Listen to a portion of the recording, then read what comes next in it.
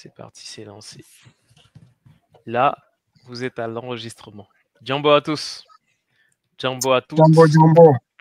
Jambo à tous ceux qui ont Jambo. rejoint ce live Jambo. Panaf Hip Hop 5. Aujourd'hui, on va parler du rap français. Une expérience très enrichissante avec les militants de la Ligue panafricaine Umoja qui sont là, que j'ai le plaisir d'accompagner pour ce live. Franchement, je suis honoré parce que c'est des sommités. Vous allez les découvrir tout à l'heure. Ils vont se présenter. Voilà, ils vont aussi vous présenter l'expérience Panaf Hip Hop parce que c'est aussi de ça qu'il s'agit. Hein. En quoi est-ce que le hip hop est une culture révolutionnaire, une culture aussi panafricaine. Il y a toute une histoire, tout un historique qui a précédé l'avènement de cette initiative-là des militants de la Ligue panafricaine Umoja. Et ils vont se présenter, ils vont vous en parler brièvement. Et ensuite, on aura 3 temps. On a un frère qui nous vient des Comores, qui nous vient de Mayotte et des Comores. Voilà. Et donc, vous savez que depuis samedi, il y a eu une catastrophe qui a ravagé l'île. Et il va nous parler un peu de l'expérience que les personnes sur place vivent. Il va nous parler aussi des besoins que ces personnes-là ont au regard de la situation catastrophique. Et il est aussi militant de la Ligue, donc très engagé pour l'unité et la renaissance panafricaine. Et en ce moment, à Mayotte, sa famille a vécu, ainsi que bien d'autres familles, a vécu le drame que nous avons tous suivi. Jambo, à toi, frère, dis-nous. Tu peux activer ton micro. Oui, Jambo. Je vais te donner la parole en premier et ensuite les autres pourront reprendre la parole et aussi se présenter et aussi parler un peu de ce qui se passe à Mayotte s'ils le souhaitent. Jambo, bienvenue. Oui. Donc, moi, je m'appelle Dino Raini, je suis militant de la LPU et historien de formation. Donc, en fait, ce qu'il faut savoir dans cette situation, c'est une situation qui était déjà prévisible parce que l'île de Mayotte, ça concerne ce qu'on appelle le sultanat des Comores. Et cette île, en fait, elle est occupée, enfin, elle est colonisée par la France à partir de 1843. Donc, à partir de ces années-là, on a déjà des sultans dangerois qui vont réclamer, en fait, ils iront même en Angleterre pour demander au pouvoir britannique que la France vient parce qu'il faut savoir que les Britanniques avaient déjà une influence sur l'île d'Anjouan. Et ils vont déjà commencer, en fait, à réclamer le départ à contester, en fait, la présence française sur cette île, qui a abouti à un long processus de colonisation de l'ensemble de l'archipel. Il faut savoir que l'archipel de Comores est composé de 4 îles, Mayotte, Anjouan, Grande Comore et Moali. Et quand je dis que la situation elle était prévisible, c'est parce que on est dans une situation de colonisation qui dure et qui perdure depuis plus de 200 ans. Donc, de 1948 jusqu'à aujourd'hui, ça fait à peu près 200 ans. Et donc, qui dit colonisation dit subordination, aliénation, humiliation, précarisation. On est dans une situation où la population vit des inégalités extrêmes, en fait. Quand la situation est présentée ici en métropole, on a l'impression qu'on découvre Mayotte. En fait, les médias français nous parlent de cette île comme si c'était une sorte de découverte, comme s'ils venaient de découvrir une pauvreté que la France a abandonnée dans l'océan Indien. Or, on est dans une situation où il y a eu une décolonisation qui a été dévoyée parce que le territoire de Mayotte est un territoire qui est aussi euh, qui relève de la souveraineté de l'Union des Comores. La France a été condamnée sur cette occupation de l'île de Mayotte par 20, euh, il me semble 20, comment dire, 20 textes en fait de l'ONU hein, qui ont condamné la présence française à Mayotte. Et ces, ces condamnations n'ont jamais poussé les Français à quitter l'île. Et malheureusement, en fait, on a une situation où, vu que la France occupe l'île de Mayotte, ça crée une disparité, des inégalités avec le reste de l'archipel.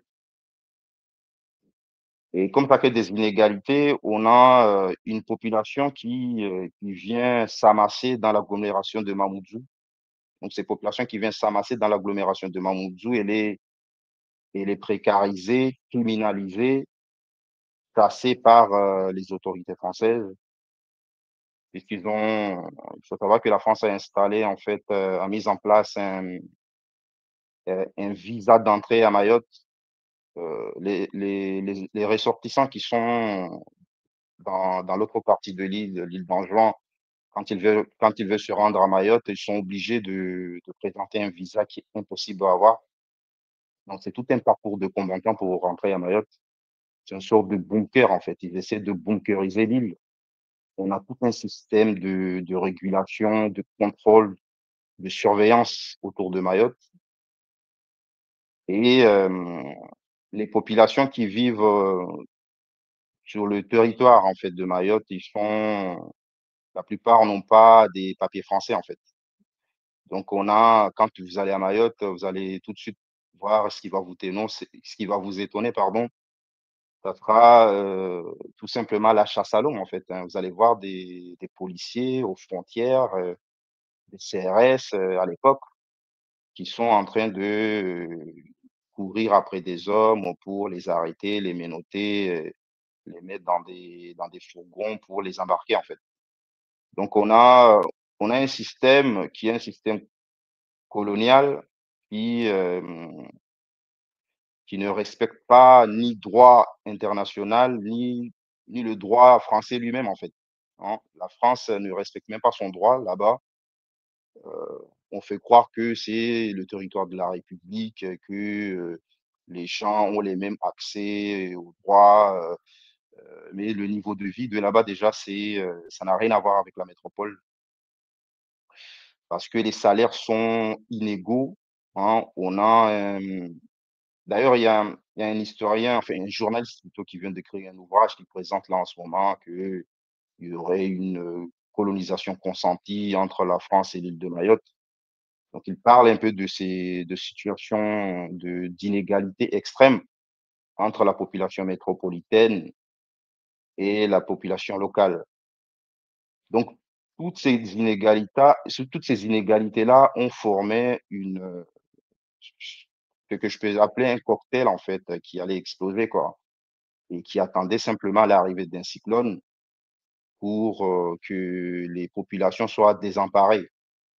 Donc là, on a un avant et un après cyclone. Là, en ce moment, c'est les, euh, les habitants sont coupés, je dirais, en trois, d'après les informations que j'ai eues, parce que ce qu'il faut aussi retenir, on a une île qui est, quand les colons français arrivent, en fait, ils vont s'installer sur un îlot qui s'appelle Dzaoudzi, pardon. Et à partir de cet îlot-là, en fait, ils vont former tout simplement leur administration locale. Et à partir de là, ils vont fonder aussi même une sorte enfin, l'agglomération de Mamoudzou va prendre de l'ampleur parce qu'ils vont installer les, les pouvoirs de décision. L'administration se trouve à Dzaoudzi, et le pouvoir économique se trouve à Dzaoudzi, enfin à Mamoudzou, pardon. Et donc, on a autour de cette ville des populations précarisées, tout simplement, qui n'ont pas accès aux soins, qui n'ont pas accès aux droits, qui n'ont pas accès euh, au, à l'emploi. qui sont livrées à elles-mêmes. Et quand on est livré à soi-même et qu'un cyclone arrive comme ça, qui détruit toutes les cases en tôle, ce que les Français en fait appellent aujourd'hui les bidonvilles, etc. Il y a toute une, en fait, il faut savoir qu'il y a toute une politique de laisser-faire qui a été menée pendant plusieurs années, qui a abouti à ça. Et il fallait que le cyclone arrive pour que on, on parle de Mayotte comme si c'était un cas exceptionnel. Or, la France sait très bien que en restant sur cette île, en maintenant un système inégalitaire, en coupant l'île de son environnement naturel, ça ne peut que créer une instabilité. Mmh. Mmh. Donc, Ok. c'était une situation prévisible et aujourd'hui, le retour que j'ai, les proches, les amis qui m'ont envoyé des messages, c'est que, il s'est passé à peu près 7 jours, depuis le passage du cyclone. Ils n'ont pas accès aux médicaments, ils n'ont pas accès à l'eau, ils n'ont pas accès, à manger. Sachant qu'en temps normal, ces choses-là sont pour les avoir, c'est un parcours de combattant. Parce qu'on a une île qui a été même, enfin, une colonisation territoriale qui fait que la richesse, elle est concentrée sur la seule agglomération de Mamoudzou. Et les gens qui sont au nord, au sud, n'ont pas accès à Internet, n'ont pas accès à la radio. Les routes sont des routes qui datent de l'époque coloniale, c'est deux, trois routes rapidement hein, pour aller au nord et au sud. Et voilà ce que je peux vous dire rapidement. Et sachant que récemment, là, on m'a dit que ce sont les quand un blanc va à Mayotte, il est considéré comme étant une personne rapatriée, un expatrié. Et donc là, ils sont en train de les rapatrier. Ils ont envoyé des cargos pour rapatrier les métropolitains en général, les fonctionnaires, les formes de militaires, etc. Et à l'heure actuelle, il y a toujours pas d'aide. En tout cas, les gens qui sont là-bas n'ont pas vu d'aide au nord ni au sud. Même dans la l'agglo de Mamoudzou, on ressent pas non plus une aide, enfin, il n'y a pas des actes, quoi. La France dit simplement, affiche tout le temps un discours de Mayotte, c'est la France, etc. Mais dans la réalité, quand on regarde depuis la colonisation jusqu'à aujourd'hui, c'est une situation de pauvreté qui est maintenue, quoi. Un système de pauvreté comme en Guadeloupe, en Martinique et en Kanaki. Mhm. En tout cas, merci pour voilà, ce partage-là. On est tous unis derrière Mayotte, hein. On sait que c'est des situations qui ne sont pas évidentes parce que derrière, justement, c'est ce qu'on appelle les catastrophes naturelles. Il y a des drames sociaux qui se produisent parce que les personnes sont coupées de leur habitat naturel, elles sont coupées des moyens même de subsistance primaire et ça peut très vite dégénérer en fait. Et si d'autant plus on se retrouve dans la situation qui est celle de Mayotte, c'est-à-dire une situation coloniale, tout simplement, ça peut encore créer davantage de discrimination pour ceux que tu as appelé voilà, les non métropolitains, hein, ceux qui sont sur place, les populations originaires de Mayotte. Bon, on a vu le président se balader un peu dans tout Mayotte pour montrer que le soutien va arriver. Bon, on espère que euh, le soutien arrivera, mais une chose est sûre, c'est que nous, à notre niveau, euh, au niveau de la solidarité panafricaine, nous nous organisons pour justement apporter notre soutien à nos frères et sœurs de Mayotte. Bientôt, on vous affichera le lien de la cagnotte qu'on a mise en place pour justement soutenir euh, du mieux qu'on peut euh, nos frères et sœurs qui sont sur place, les accompagner du mieux qu'on peut avec les personnes ressources. Il y a un gros travail qui est en train d'être fait au niveau de la Ligue panafricaine. On attend vraiment le soutien des uns et des autres. C'est pas une course de vitesse, hein, c'est une course de fond. parce qu'il faudra rebâtir l'île, reconstruire l'île, et ça va prendre du temps, et il faut qu'on soit auprès de nos frères et sœurs. Je ne sais pas si les frères ici présents et la sœur, parce qu'on a une sœur, si elle peut prendre la parole. Ma sœur, Ouais, moi, si tu veux prendre la parole, n'hésite pas à la prendre, hein. Mais les frères ici présents, je pense que vous pouvez lui emboîter le pas, hein. Qui veut commencer? Fernando, Alvin, ouais, Michel, ouais, moi, pour dire un mot? je voulais juste remercier notre camarade et notre frère Dinou. Et puis, comme tu disais, Dinou, c'est quelque chose qui était un peu attendu. Moi, je voulais souligner aussi que quand on parle de catastrophe naturelle aussi, une fois de plus, j'aimerais souligner l'importance de notre connexion avec les écosystèmes et avec la nature, notre connexion directe avec la nature et avec ce qui se passe aujourd'hui par rapport au système impérialiste et au système capitaliste qui est en train de détruire nos écosystèmes, quoi. Donc voilà, souvent on parle de catastrophes naturelles et on pense que c'est des choses qui arrivent comme ça, on ne sait pas pourquoi. Mais en fait, c'est directement lié avec ce système global d'oppression qui est en train de maltraiter nos écosystèmes. Et donc voilà, on a beaucoup que ce soit des ouragans, des cyclones, des, des tempêtes, des tsunamis, des choses comme ça, mais à des niveaux qu'on n'a pas souvent vus, dans des endroits qu'on n'a pas forcément vus et plus fréquemment. Et donc, voilà, je pense que c'est aussi quelque chose d'important à partager. Et puis, comme tu disais, bah, bien évidemment, toute, toute notre organisation est derrière Mayotte. Et puis courage à nos frères et à nos sœurs. On va faire ce qu'on peut de notre côté. Mais il faut continuer à en parler et pour que les personnes, pour que tout le monde sache ce qui se passe là-bas, parce que c'est important, quoi. On est en solidarité, c'est clair. Ouro. Ouais. Alvin, merci beaucoup, frère, pour ce témoignage chaleureux. En tout cas, ouais, merci Zinou pour ce retour, hein. J'avais une question du coup par rapport à ce que tu avais dit. Est-ce qu'on en sait plus sur, tu sais, sur l'aéroport? Parce que je sais que les aides vont sûrement arriver par les aides. Et je crois que la tour de contrôle avait sauté. Donc, est-ce qu'on en sait un peu plus déjà par rapport à ça? Oui. La question, c'est est-ce que les aides vont arriver par l'aéroport? C'est pas par rapport Est-ce qu'on en au... sait plus? Parce qu'il me semble que l'aéroport était bloqué pendant ces derniers jours. Apparemment, il y a des aides qui devaient arriver par les airs, mais c'est bloqué du coup par rapport à... Oui, les aides qui sont arrivées, c'est par les airs et l'aéroport et les militaires sont autorisés à atterrir. Les militaires et Mais pas les civils. ça s'appelle comment? Tout ce qui est secouriste civil, ils sont autorisés à atterrir.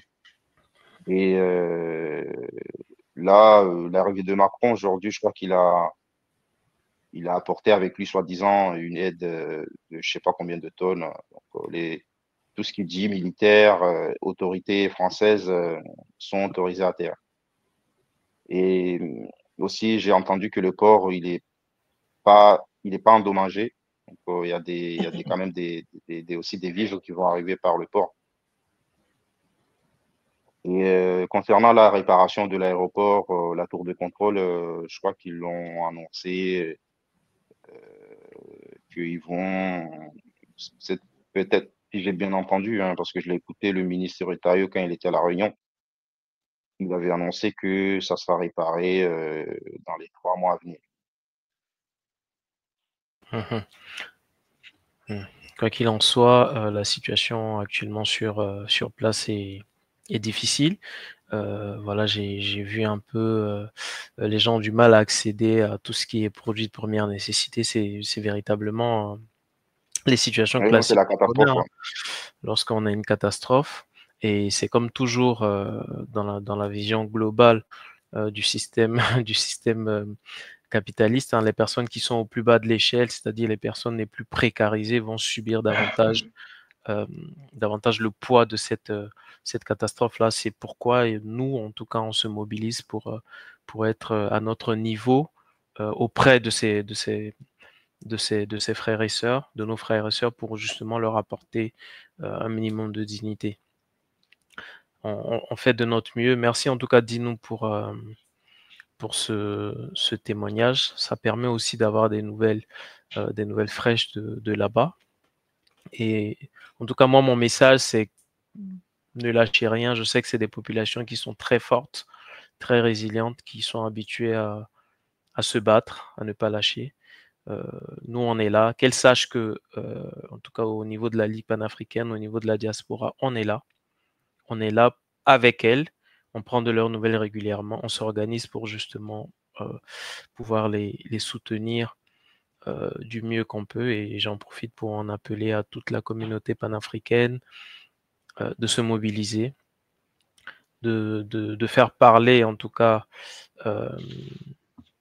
son cœur, de faire parler son cœur pour accompagner justement cette initiative-là. Là où ils le peuvent, là où ils peuvent soutenir, qu'ils n'hésitent pas.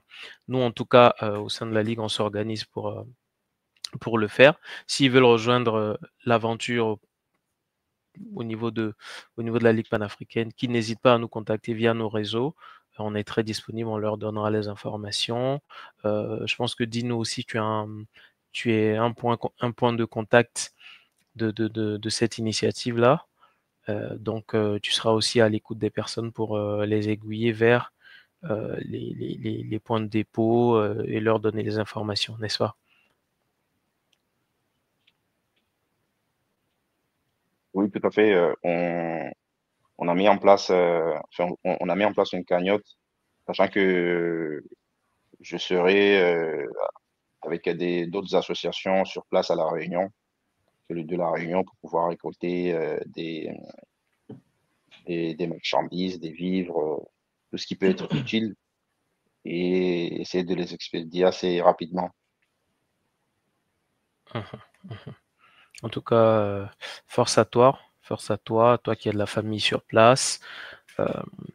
On est ensemble. L'union fait la force et c'est justement dans ces situations-là qu'il est important de le prouver en fait, de prouver que l'union fait effectivement la force. Ensemble, on peut apporter quelque chose de consistant, de plus consistant, loin du mépris, loin du narratif médiatique, des tambours battants médiatiques, vraiment pour être auprès des populations vraiment. Merci encore à toi, Dinou. Merci pour ta présence, merci pour ta mobilisation. Alors, je ne sais pas si les frères veulent dire un mot avant que Dinou nous quitte. Mais en tout cas, vous avez la parole. Avant de commencer la suite, une grosse pensée à toutes les personnes qui ont été touchées vraiment de près ou de loin.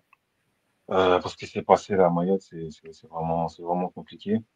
Mais un peu gêné de passer à la suite avec un sujet beaucoup plus léger, hein, mais en tout cas, on espère que vraiment qu'on va tous réussir à relever Mayotte comme c'est. En tout cas, on est ensemble et comme on a dit, s'il y a du soutien à faire, on est tous là. Ouais, absolument. Et on peut partager le lien de la cagnotte, non? Dans la description et tout ça. Tout à fait, on partagera le lien de la cagnotte effectivement dans la description. Super. Merci encore à toi, Dinou. Merci, Dino. Et les femmes.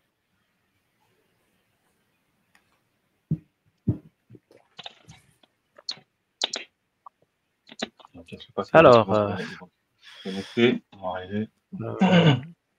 je vois pas Michel. vais sûrement se reconnecter. Je vois pas Michel. Bon, écoute. On En tout cas, nous, on continue sans entracte.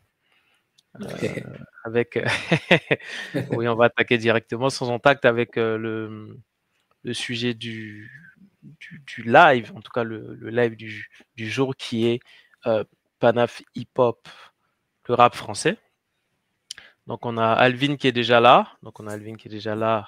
Ensuite, on aura Oumar qui va nous rejoindre par la suite. En tout cas, Alvin, mon frère, tu vas nous parler du rap français dans son histoire panafricaine. On a aussi un grand militant panafricain et aussi un rappeur qui est avec un artiste, voilà, qui est avec nous. Je parlais de Fernando qui pourra aussi partager son expérience. Alvin, si tu veux, tu as la parole. J'emboute tout le monde, hein. Moi, c'est Alvin. Je suis candidat Panafricain Limoges. Je fais partie du projet Panaf Hip Hop, l'équipe Panaf Hip Hop. Et donc voilà, il y a eu l'événement le 11 mai dernier qui s'est très bien passé. Et là, chaque mois, on essaye de se faire un petit épisode entre nous, un live. Les deux derniers, c'était Santé et Bien-être avec Coach Jovi et Fernando. Et aujourd'hui, c'est rap français. Le 5e. Donc, rap français, déjà, c'est un thème très large, hein. Donc, autant aller directement à la genèse. Déjà, le rap, si on dit français, c'est qu'il est devenu français à un moment. Donc, ça, c'était dans les débuts des années 80. Parce qu'avant, il faut savoir que même en France, même les premiers à rapper, ils rappaient pas en français. Donc, c'était pas encore du rap français. On va dire que il est arrivé en France alors il y avait deux branches. Il y avait les passionnés, donc ceux qui étaient DJ, les techniciens du son. Il y avait donc voilà, ça c'était la branche des passionnés. Et de l'autre côté, il y avait ce qu'aujourd'hui on aurait pu appeler un peu des DA, des directeurs artistiques, qui étaient un peu envoyés par les maisons de disques. Et ceux qui avaient les moyens aussi de faire des allers-retours, voilà, aller à New York pour voir vraiment l'émergence du nouveau mouvement hip-hop. Donc voilà. Donc la deuxième branche, ils allaient sur place pour voir un peu les nouveautés en fait. Comme ils savaient que la black music à cette époque-là, c'était vraiment c'était le produit du moment, donc ils allaient souvent là-bas pour un peu faire du copier-coller, pour ensuite reproposer ça à leurs artistes ou dans les radios. Voilà. Ils voyaient ça un peu comme un bon moyen de se faire de l'argent. Et du coup, on va rester sur les passionnés. Donc il y avait les DJ dans les noms connus qui ressortent en France. Il y a le DJ Dynasty. Donc il s'est beaucoup focusé par la suite sur ce qu'il sait faire le mieux, hein, les scratchs, mais il était un des premiers à rapper en français. Il y avait comme je l'ai dit, il y en a qui rappaient en anglais, il y en a qui faisaient du franglais un peu, franglish, et il y avait les premiers qui ont testé à faire des textes en français. Donc il y avait Dynasty, son acolyte Lionel D. Ça fait les noms qui ressortent souvent. Ça, c'était vraiment début des années 80. Il y avait aussi, il y a des artistes il y en avait un de la variété française. Comme je disais, il y en a, on leur disait de tester des raps. Donc, ils étaient beaucoup dans la forme. C'était du mimétisme, en fait. Donc, on leur disait, voilà, il y a un nouveau produit qui arrive, essaye de faire ça. Et puis, c'est pour ça qu'on peut trouver des gars de la variété française qui n'avaient aucun lien avec le hip-hop, aucun lien avec la culture afro, avec les Afro-Américains. Ils faisaient juste du copier-coller. Et il y a aussi, en parallèle, il y avait un duo aussi, début des années 80, on en parle beaucoup moins, mais ils ont commencé aussi à cette époque-là, c'était Destroyman et Johnny Go. Voilà, c'était deux afros, on va dire, c'était les deux premiers noirs de France à rapper, en fait, hein. Et eux, en fait, leur particularité, c'est que ils venaient de Paris, et donc eux aussi, ils ont fait du mimétisme, mais dans la forme, mais ils viennent de l'école du rock and roll. Et en fait, eux, leur particularité, c'est que lorsqu'ils ont vu les premières images du hip-hop, ils se sont identifiés parce qu'ils se sont dit, ah ouais, c'est des jeunes afros comme nous, ils s'habillent un peu comme nous, l'attitude. Lorsqu'ils traduisaient les textes, ils voyaient que c'était à peu près le même vécu, ça ressemblait. Puis l'environnement de ces deux jeunes artistes, euh, leur environnement, c'était beaucoup plus brut que eux, ils étaient dans un groupe qui était les Black Panthers. Bon, ça n'a rien à voir avec ceux des États-Unis, hein, mais il y avait les Black Panthers, un peu comme les Black Dragons, ceux qui connaissent. C'est un peu ceux qui se battaient contre les skins, en fait, en France. Les skins, les skinheads, les fachos qui étaient extrême droite, du coup, parce qu'il y avait une période sur Paris où il y avait beaucoup d'agressions sur les personnes noires, les personnes maghrébines par les fachos. Donc il y avait des petits groupes de personnes, c'était souvent des afros, hein, des noirs en France, qui se regroupaient, ils avaient comme des petits gangs, ils se battaient contre eux. Et voilà, c'est la période où ils ont chassé les skins de Paris. Donc eux, c'était ça leur environnement, donc c'était intéressant parce que eux, ils étaient dans la forme, mais aussi dans le fond. Donc ça crée un peu une énergie un peu à la New York, en fait, New York. Et du coup, par la suite, si on revient sur le DJ Dynasty, voilà, lui était plus dans le scratch. D'ailleurs, il est devenu après leur DJ. Il y avait la période qu'on appelle la période de terrain vague. Il y avait une période où le hip-hop français, c'était vraiment sur une seule zone. Je crois que c'était vers Porte de la Chapelle. Et c'est un peu là que a commencé vraiment les premiers freestyle. Donc, il y avait déjà les NTM, les Assassins, tout ça, mais c'était des danseurs à cette époque-là. C'était des petits jeunes danseurs. Donc, voilà, c'était plus Petroman, les Joe Nico, Lionel D, Dynasty. Donc, voilà, c'était beaucoup de mix de ça. Il y avait les premiers graffeurs. C'était très concentré. Il y avait peu de monde, en fait, dans ce mouvement-là. Donc, c'est là vraiment ça a commencé à prendre de l'ampleur. Ensuite, il y a l'étape des médias, en fait. Donc, sans médias, c'est compliqué. Donc, il y a l'émission phare HIP HOP présentée par Monsieur Sidney. Ça, c'était en 84. Mais juste avant ça, en fait, il avait été embauché en radio, Radio 7. Et en fait, il avait un petit créneau de 2 heures où il passait de la black music par la directrice de cette radio. Et c'est cette même dame-là qui ensuite est passée sur TF1. Elle devient directrice des programmes. Et du coup, elle a dit, voilà, j'ai un petit jeune qui s'y connaît bien en black music, il va pouvoir nous mettre des nouveautés et tout ça. Et j'aimerais qu'il propose un programme télévisé avec de l'image aussi. Donc au début, ils n'étaient pas très chauds, hein. Bien évidemment, c'était TF1. Et finalement, ils ont accepté. Bon, il y a quand même un petit point noir dans ce deal-là, c'est qu'il faut savoir que le deal, c'était qu'ils aient les droits sur le non-hip-hop en France. Donc ça, apparemment, ça a beaucoup clashé. Mais voilà, au final, cette émission-là, elle a eu lieu. Elle a duré qu'1 an, mais ça a fait tellement de bruit et ça a tellement joué sur le hip-hop en France que tout le monde en parle. Hein. Alors que ça a duré qu'1 an. Et donc, dans cette émission-là, ils avaient reçu pas mal de pionniers du hip-hop, hein, donc les Afrika Bambaataa, Sugar Hill Gang, même Madonna est passée là, donc c'est pour dire il y avait vraiment de la lumière en fait sur cette émission. Donc à chaque fois que les jeunes passaient là, eh bien, ils étaient mis en lumière. Et Sydney, ça a été le premier présentateur noir en France aussi, qui passait à la télé.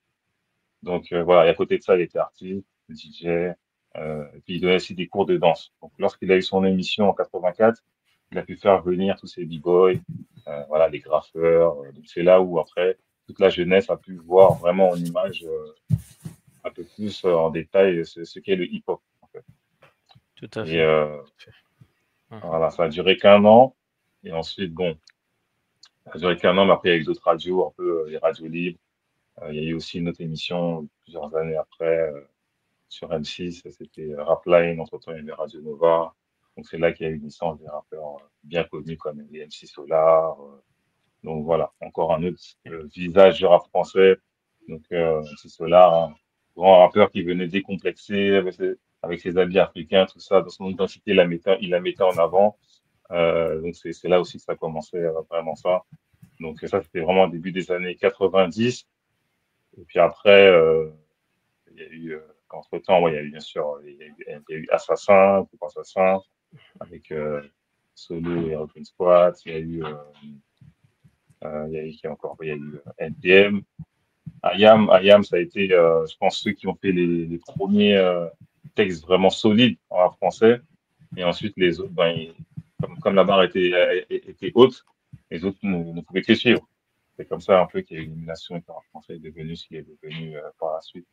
Ensuite, dans les années 94 par là, donc quelques années après, 94, 95, c'est là qu'il y a eu tout ce qui était collectif. Donc là, on voyait beaucoup l'union en fait des groupes, un peu comme la Mafia Capri, Secteur A, effectivement, voilà. Et Mafia Capri, dans le nom, c'est du Verlan, c'est Mafia Capri, Mafia africaine. Donc déjà, on voit déjà la vision des gars déjà à ce moment-là. Ils voulaient vraiment mettre en avant leur identité.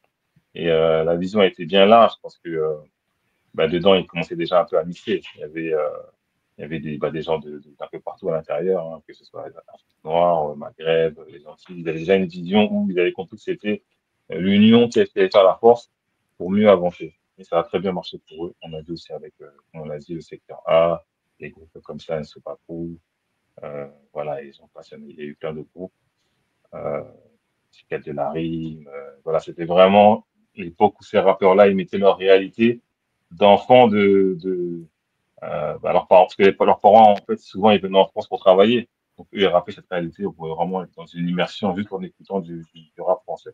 Donc, c'était rappé en français, mais voilà, c'était beaucoup du rap de base année aussi.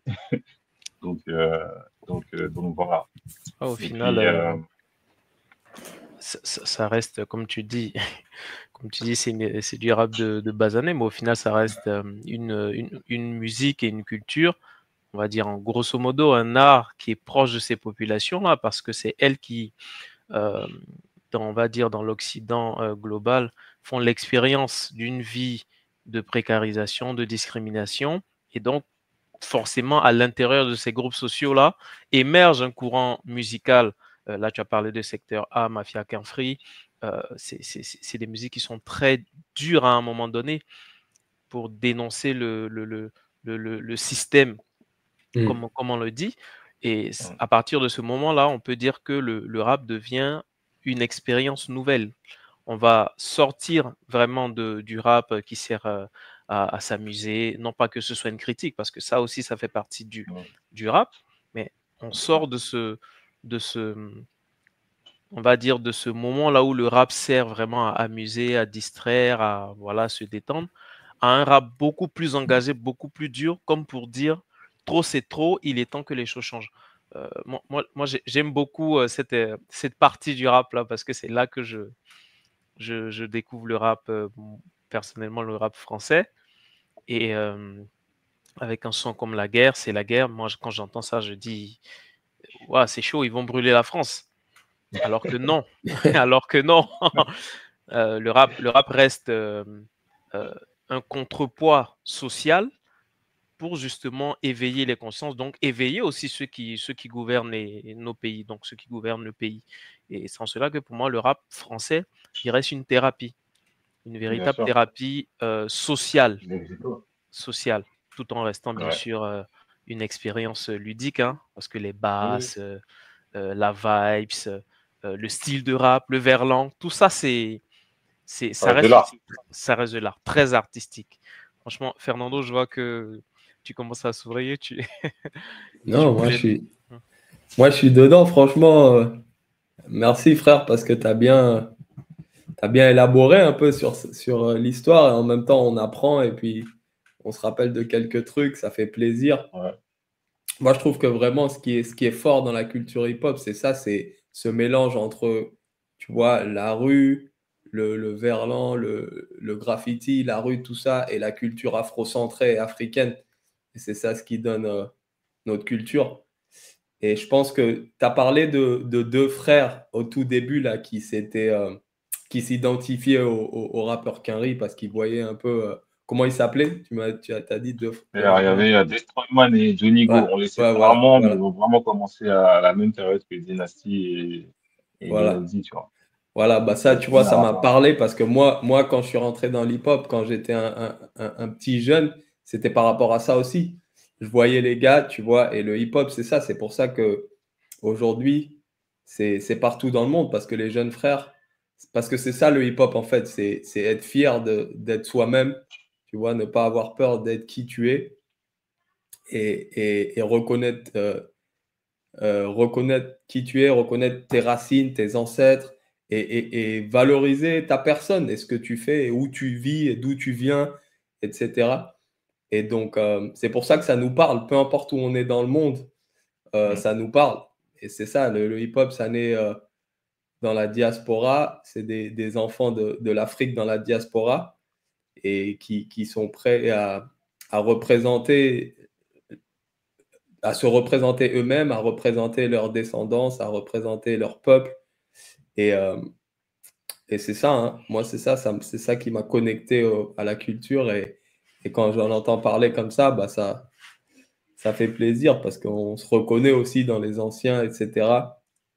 Et puis, évidemment, le rap français, c'est spécial parce que, tu vois, il y a beaucoup, en fait, c'est très reconnu à niveau mondial. Tu vois, c'est reconnu à niveau mondial. Vraiment, après les Quinri, on parle beaucoup des Allemands et des Français. Tu vois, et ça, c'est parce que, voilà, il y a une culture forte parce que, comme tu disais, il y avait cette connexion entre Paris et New York qui était assez active, mais aussi parce que, voilà, on a une grosse diaspora africaine ici en France et surtout sur Paris à l'époque. Et, Voilà. du coup, Tu parles avec qui Voilà. avec les camarades. Ou lui, ou lui. Avec les camarades. Les trois. Ouais, on parle de hip-hop. Allez, bye. Ahora vengo. Mais je veux dire quelque chose. Faut la laisser dire. Dis, viens. Je tousse beaucoup. Ouais, je sais. Dis au revoir. Bye bye. Bye bye. Allez, Au c'est revoir. la bouche. Je tousse fort. C'est la bouche. C'est Comme rien. un cochon. Ah. Je tousse Donc, comme ouais, Papa, merci mon frère. Et espérate, Liga, espérate. je tousse Sí, ya te comme un cochon. escuché, cierto. Et donc, Ouais, t'as tout Et dit, donc- c'est vraiment, Ouais, j'ai c'est vraiment l'expression de notre identité. La diaspora africaine, le rap français doit beaucoup à la diaspora africaine. Hein. C'est vraiment elle qui a fait bouger le rap français hein, jusqu'à aujourd'hui. Et même si on revient à, tu vois, on avait parlé de secteur A, et après, avec Passy, il y a eu la phase de Dissona Disso aussi, tu vois. Tout à fait. Donc là, on voyait Absolument. vraiment qu'ils étaient décomplexés, tu vois. Le groupe Ouais, s'appelle ouais, ouais. Dissona Disso, en Lingala, il y a plus de, il y a plus de barrière. C'est pas en radio, c'est pas à la télé, tu vois. Ouais, et puis même, tu as parlé, pareil, tu as parlé des groupes qui, tu vois, comme les Requins Vicieux, les Black Ouais. Dragons et tout ça, tu vois, qui étaient dans la street et qui, tu vois, ça fait partie de la culture et tout ça. Et quand tu vois, après, quand tu vois un groupe comme le Ministère Amer, où tu vois autant de frères comme ça, ensemble, tu Ouais. vois, s'unir, ça, c'était fort aussi. C'était juste Ouais. le fait d'avoir un gros crew comme ça, tu vois, d'Africains Ouais. ensemble. Ça, c'était fort. C'est l'union. C'est l'union. Ouais. C'est beau, surtout quand chacun, tu savais qu'ils venaient pas du même pays d'origine, tu vois, ils étaient Exactement. vraiment un peu partout. Exactement. Ils ont vraiment montré l'union, ça, tu vois, se dire, juste en arrivant, tu comprenais tout de suite ce qui C'est est en train de se ça. passer. Quoi. Exactement. Et c'est là Et on les voit. jeunes qui voient ça, ça inspire. Et tu as envie de faire pareil. Il n'y a plus de division, en fait. C'est Mhm. ça. C'est là où on voit que à l'origine à l'origine du rap français plus précisément, vu que c'est la thématique du jour, on a des collectifs. C'est après que ça se scinde en carrière solo, Ouais. bagarre entre frères et sœurs, mais à l'origine, c'est des gros collectifs. Ouais, bon, mais c'est en fait Bisso, ouais. Benji et Jackie, c'est vraiment des gens qui sont ensemble, Arsenic, c'est vraiment des gens qui sont ensemble, qui décident de faire de faire unité pour justement faire vivre la culture hip-hop et aussi, c'est des gens qui avaient des textes qui sont valables encore jusqu'aujourd'hui au regard de tout ce qu'on vit dans la société. Donc c'est vraiment une production intellectuelle de qualité qui a permis à beaucoup d'entre nous, moi c'est très tardivement que j'arrive au rap français, mais à beaucoup d'entre nous de connaître aussi des réalités au-delà des frontières. Et c'est en cela que le hip-hop est vraiment un véhicule, un véhicule puissant qui peut rapprocher, qui peut simplement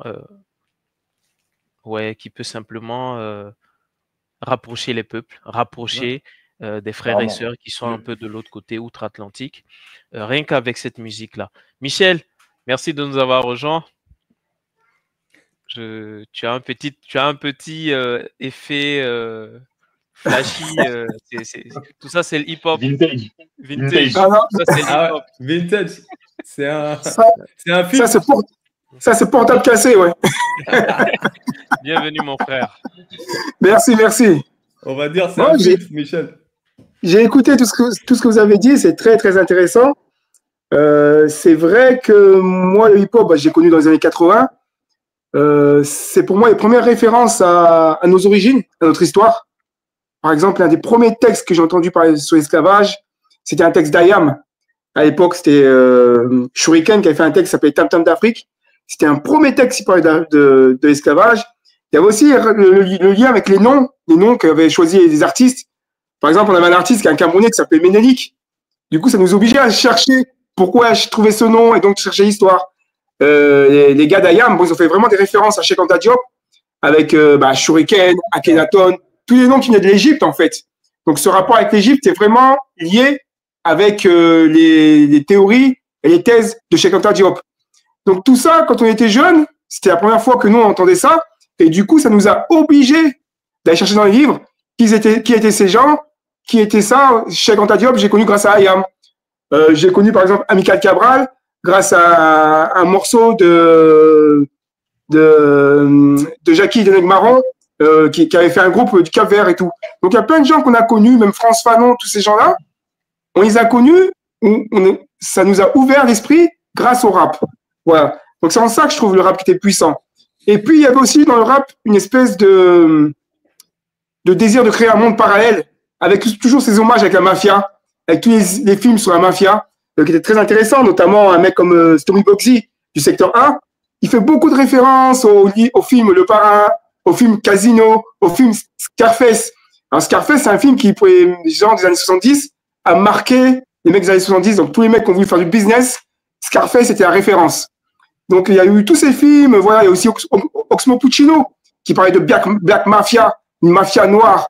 Il y a aussi un mafia tressé. Il y a mafia cafré. Tous ces gens qui ont fait un lien avec la mafia, c'est-à-dire une société parallèle qui protège la communauté, mais qui fait son business de l'autre côté. Voilà. Donc, il y avait ce mélange entre ce retour aux origines et ce retour à faire de l'argent de façon comme on peut, mais on fait de l'argent et on protège la communauté. Ouais, c'est clairement ça. Ouais. Effectivement, c'est vrai que ça, c'est très important. Très important. Pourquoi, pour la référence à la mafia, pourquoi la mafia existe justement pour créer son propre business, sa propre industrie, parce que la mafia, elle vit au-delà elle est un peu marginale, voilà. Et c'est un peu aussi ce que nos communautés dans l'Occident global vivent. C'est des communautés qui sont marginalisées, c'est des communautés qui vont pas avoir accès à des services de base qui devraient l'être, pardon. Et donc, justement, cette référence-là est pour rappeler qu'à chaque fois, on doit se protéger les uns les autres. À chaque fois, on doit agir, s'organiser pour le bien de la communauté. Et ça, c'est très intéressant, Michel, quand tu fais cette référence. Avin, je vois que tu voulais rebondir là-dessus.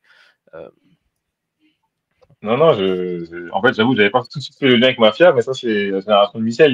Il vient de me faire un petit boom dans ma tête, mais c'est clairement ça. Il y a beaucoup de références, et c'est vrai que moi aussi, quand j'écoutais du rap français au début, c'est pareil. Dès que j'entendais un nom, je me disais, ah, c'est quoi ça? Je vais aller chercher, je vais regarder. Je me disais, ah, mais on m'a déjà parlé de ça dans ma famille. Je me disais, ah ouais, en fait, malheureusement, je trouve qu'on a on a perdu ça un petit peu aujourd'hui, je trouve. Mais, mais, bon, après, il y a toujours des niches dans le rap. L'industrie, c'est pas le hip-hop. Faut pas se concentrer que ce qui joue à la radio. Mais c'est vrai que cette époque-là, autour des années 80, 90, début 2000, c'était vraiment du haut niveau. C'est bien pour ça qu'on appelle l'âge d'or du rap français. Tout à fait. Moi, vas-y, Fernando. Non, vas-y, si tu veux, après, je viens après. Oui, je pense que c'est intéressant tout ce que vous êtes en train de dire là. Je vois que ramasser comme ça, on retient en tout cas de l'essentiel, la solidarité, la fraternité, le fait de sauver et protéger les nôtres, le fait aussi d'apporter de la bonne nourriture, de la bonne nourriture, une bonne nourriture intellectuelle par rapport à ce que les gens écoutent, par rapport à ce que les gens vivent dans la société, Donc, c'est très important. C'est pour ça qu'il est important, je pense, que vous devriez revenir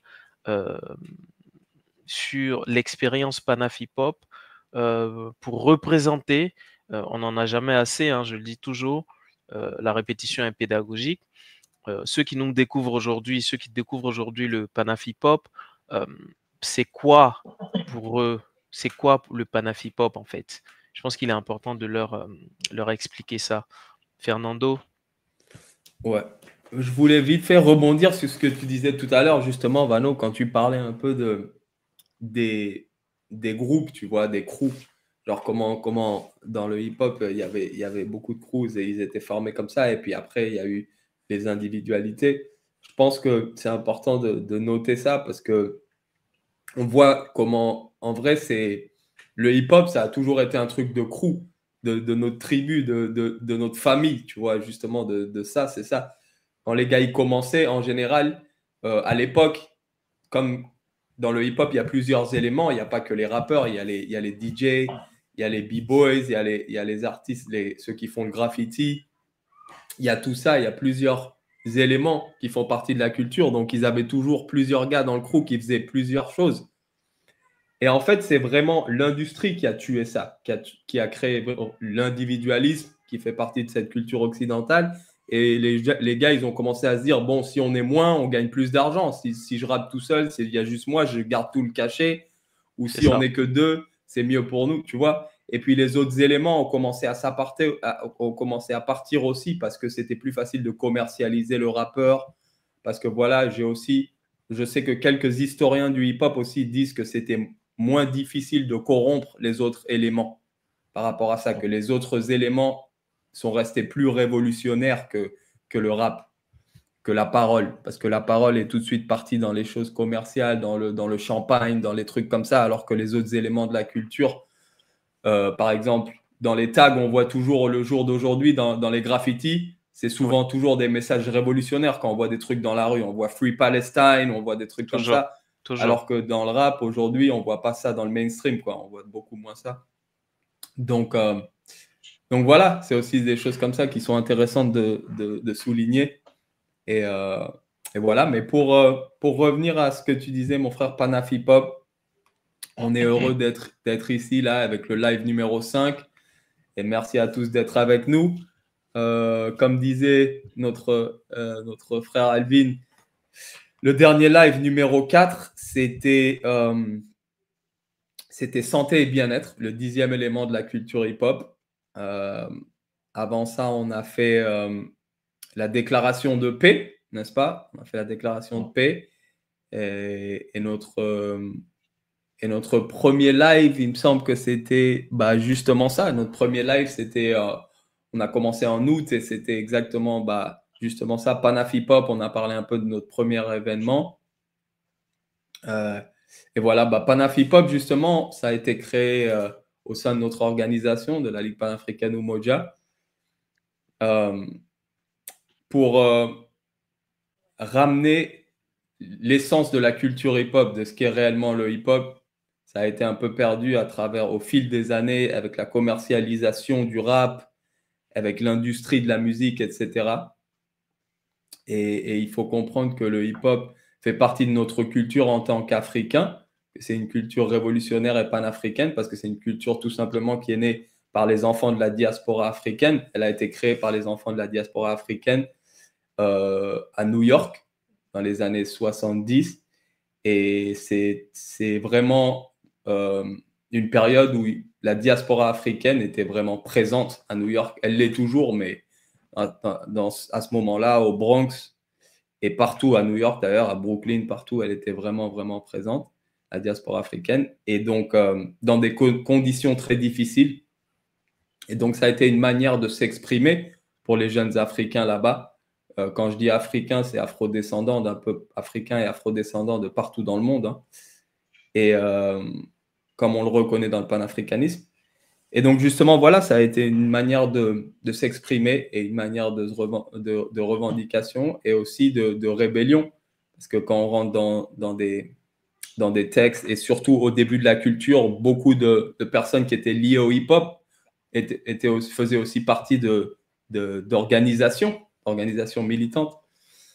Donc voilà, Tout à fait. quand on trace l'histoire un peu, on fait la connexion assez rapidement, mais c'est important de revenir sur les pas de l'histoire et puis qui est quelque chose qui continue de vivre.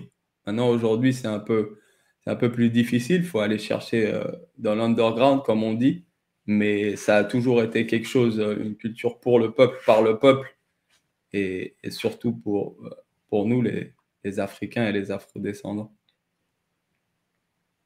Tout à fait, tout à fait. Non, enfin, il a tout dit, hein, Ouais, il a tout dit, effectivement. Vas-y, Alvin. le retour aux sources, en fait. Non, j'allais juste dire, c'est le retour aux sources, en fait, Panafi Pop. Enfin, ça me tenait à cœur de retourner un peu aux bases et de remettre un peu toutes ces valeurs en avant. On sait qu'il y a pas mal de déviance avec le temps. C'est aussi l'évolution, hein, mais Ouais. faut aussi, voilà, faut aussi faire la transmission aussi aux plus jeunes, c'est important. C'est important. Moi, ce que je voulais dire, c'est que il y a une création et une créativité qui est très riche au sein du collectif Panafi Pop. C'est un collectif qui crée, qui invente avec ses moyens des choses intéressantes. Je ne sais pas si vous voyez là au-dessus de ma tête. Oui, Bon, oui. j'en Oui. profite pour la petite minute placement de produit, hein, vu qu'on est là. Ça, c'est le t-shirt avec le logo Panafi Pop. C'est vraiment quelque chose de très chouette qui a été fait, voilà, tous ensemble par les militants pour justement mettre en avant notre amour du hip-hop. Voilà, donc on a un logo très chouette avec le Panafi Pop et c'est un t-shirt qui est disponible, hein, si vous voulez l'acquérir pour soutenir aussi l'initiative Panafi Pop, parce que ce que nous visons au sein du collectif, c'est vraiment de faire revivre le hip-hop à travers sa véritable source, sa véritable origine. Le hip-hop, à la base, c'est une culture qui est panafricaine. C'est une culture, ça a été dit par Fernando Alvin, qui a été créée par des descendants d'Africains, par des Afro-Américains, des Afro-Caraïbéens, qui justement ont mis cette culture-là au service de leur communauté. Au départ, c'était ça qui était visé.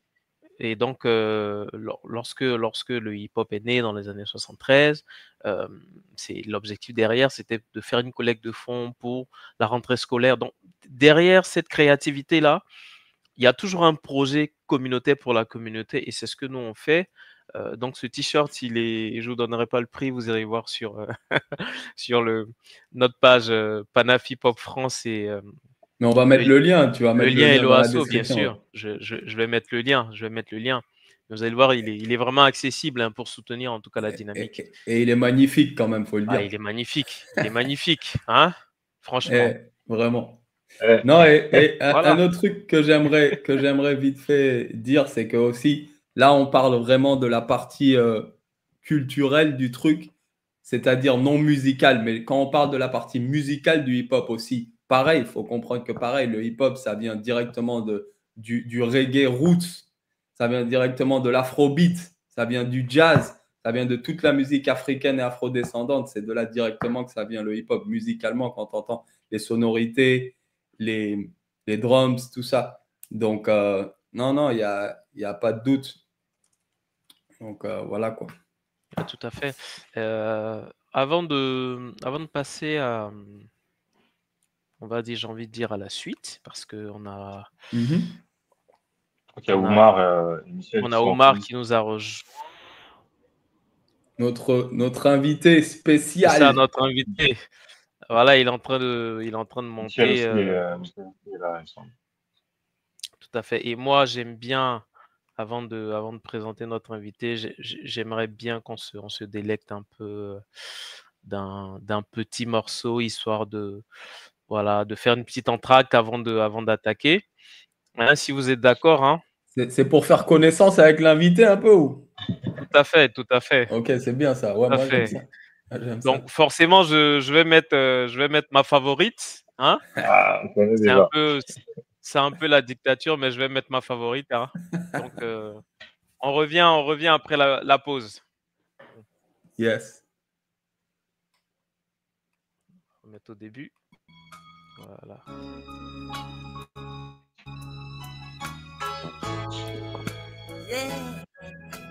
J'ai le soleil au-dessus de l'épaule, mes pensées sont plutôt sombres. Je me tire pas une balle, mais je me plutôt son. Bas les couilles des deux, pas les couilles des woke. On rachètera pas nos terres avec le bif de la coke. Tu veux montrer ton cœur ou montrer ton boule? Pour faire des dalles, ça peut t'enlever ton pouls. On pèse des grammes, mais on mesure pas la folie. À part Omar Sy, mon peuple est à l'agonie. Ce qui te tue pas, ça te guérit pas. Nous on meurt pas, on laisse un héritage. J'ai pas de bécane mais je suis toujours en compète. Tu te trompes dans les comptes, viens pas jouer de la trompette. On regarde le ciel en priant, on veut être riche en trichant. Comme si être en bonne santé c'était pas suffisant. J'ai tout donné à cette merde, cette fois c'est perdu. Petit à la bibliothèque, on prend pas de balles perdues. Les amis c'est des fils de pute potentiels. Les enfants c'est que de l'amour exponentiel. Coup de fusil laisse place au chagrin. Viens voir ici tu flippes. On se met à l'envers, Jack Miel bottle flip. On ira tous au paradis sauf Pierre Palmade. Sa mère loi et privilège, ça m'a l'air pas mal. Je veux être dans le Cayenne, jamais finir à Cayenne.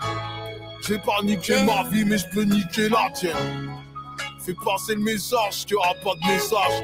On pleure tous à la naissance comme un mauvais présage. Tu tends la main pour effriter. Nous croiser ma lune et faut éviter. J'ai compris le monde, j'attends plus qu'ils me comprennent. Baby, on peut pas fuir les problèmes qu'on traîne. Ton pied, mon pied, je sais pas si ça me convient. Je sais pas où on va, mais je sais d'où on vient.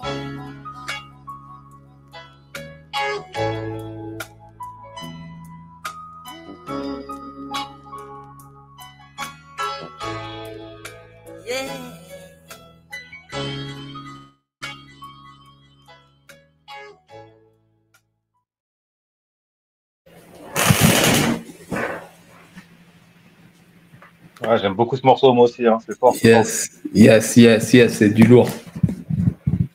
C'est du lourd. Bon, on est de retour. Hein. On est là. On va avoir notre invité qui arrive là. Notre frère et camarade. Voilà. Aïe. Hello. Hello, Omar. Ça va. Est-ce que vous m'entendez? Oui, on t'entend. Yes. C'est avec un pare-balles. Ça va?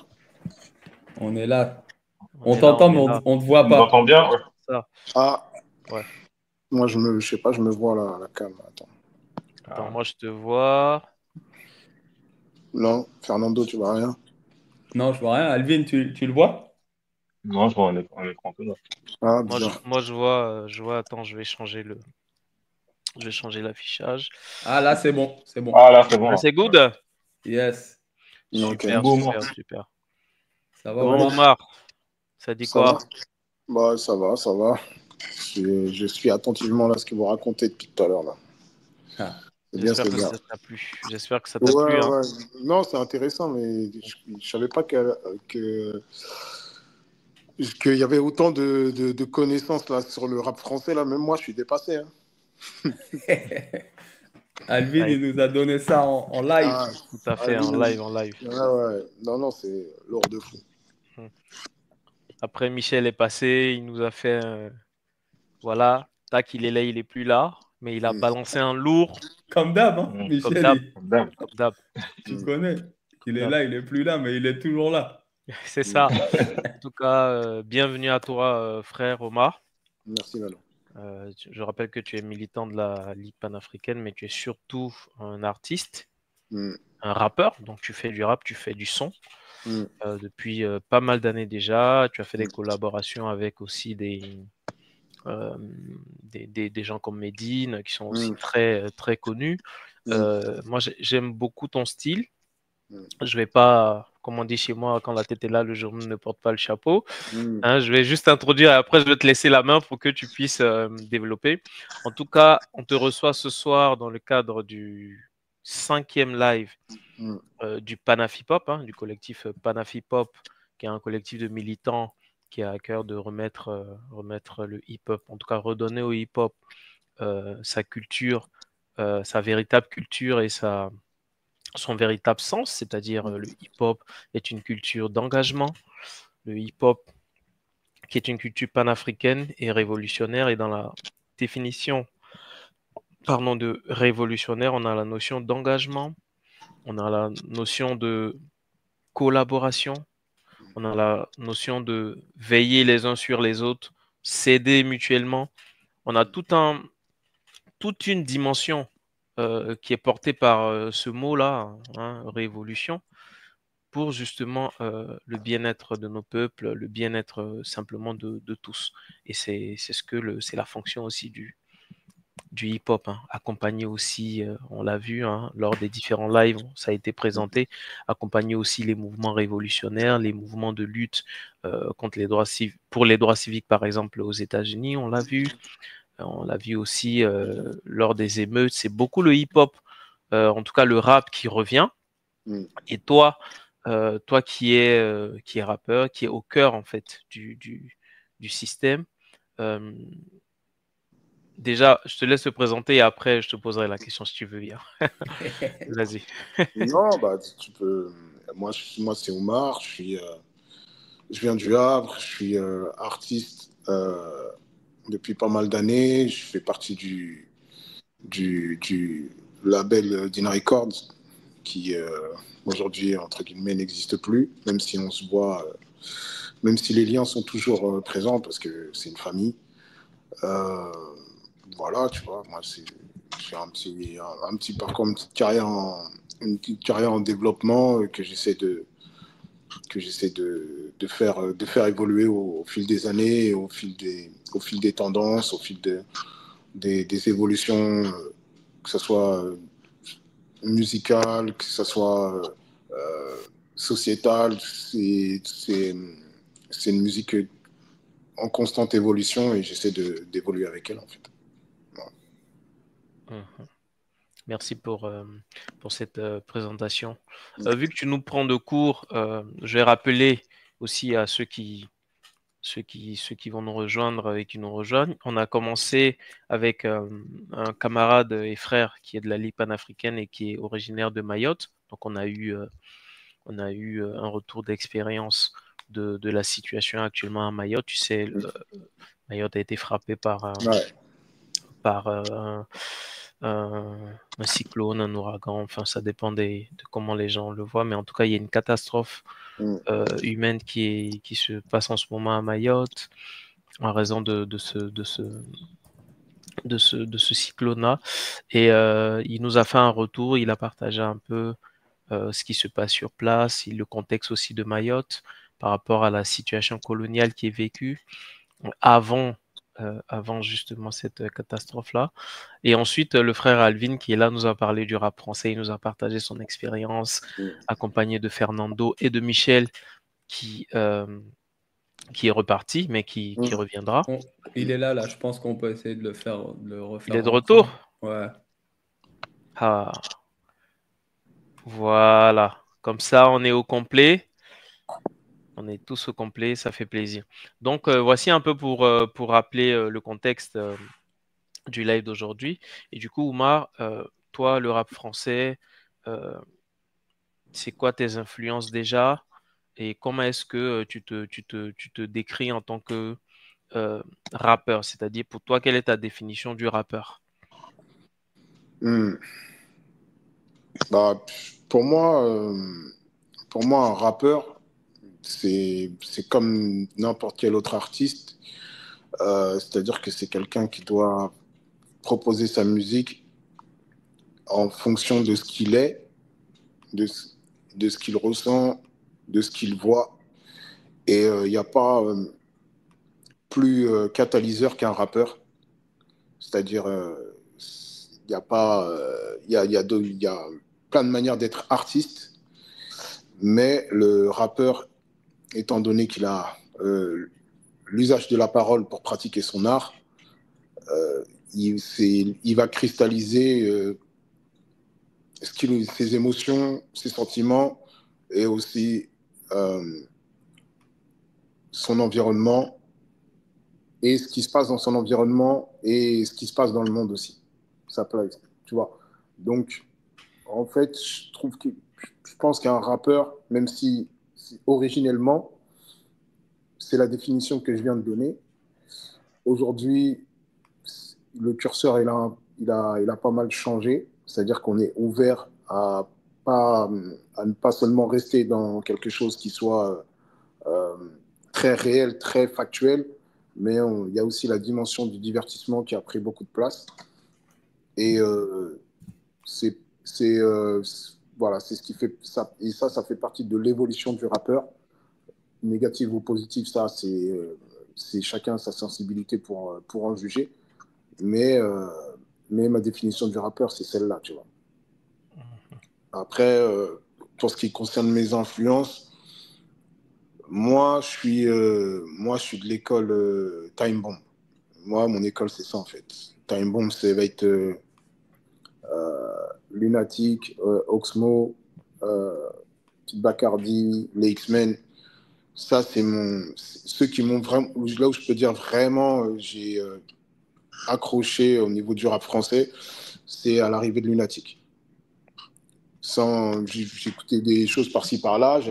J'étais allé chez de la famille en 93 qui écoutait déjà 93-94 qui écoutait déjà du NTM, mais ça rentrait là et ça ressortait de l'autre côté. Ça m'a pas parlé tout de suite. À l'arrivée de Lunatic, le morceau, je crois que c'est Le Crimpé.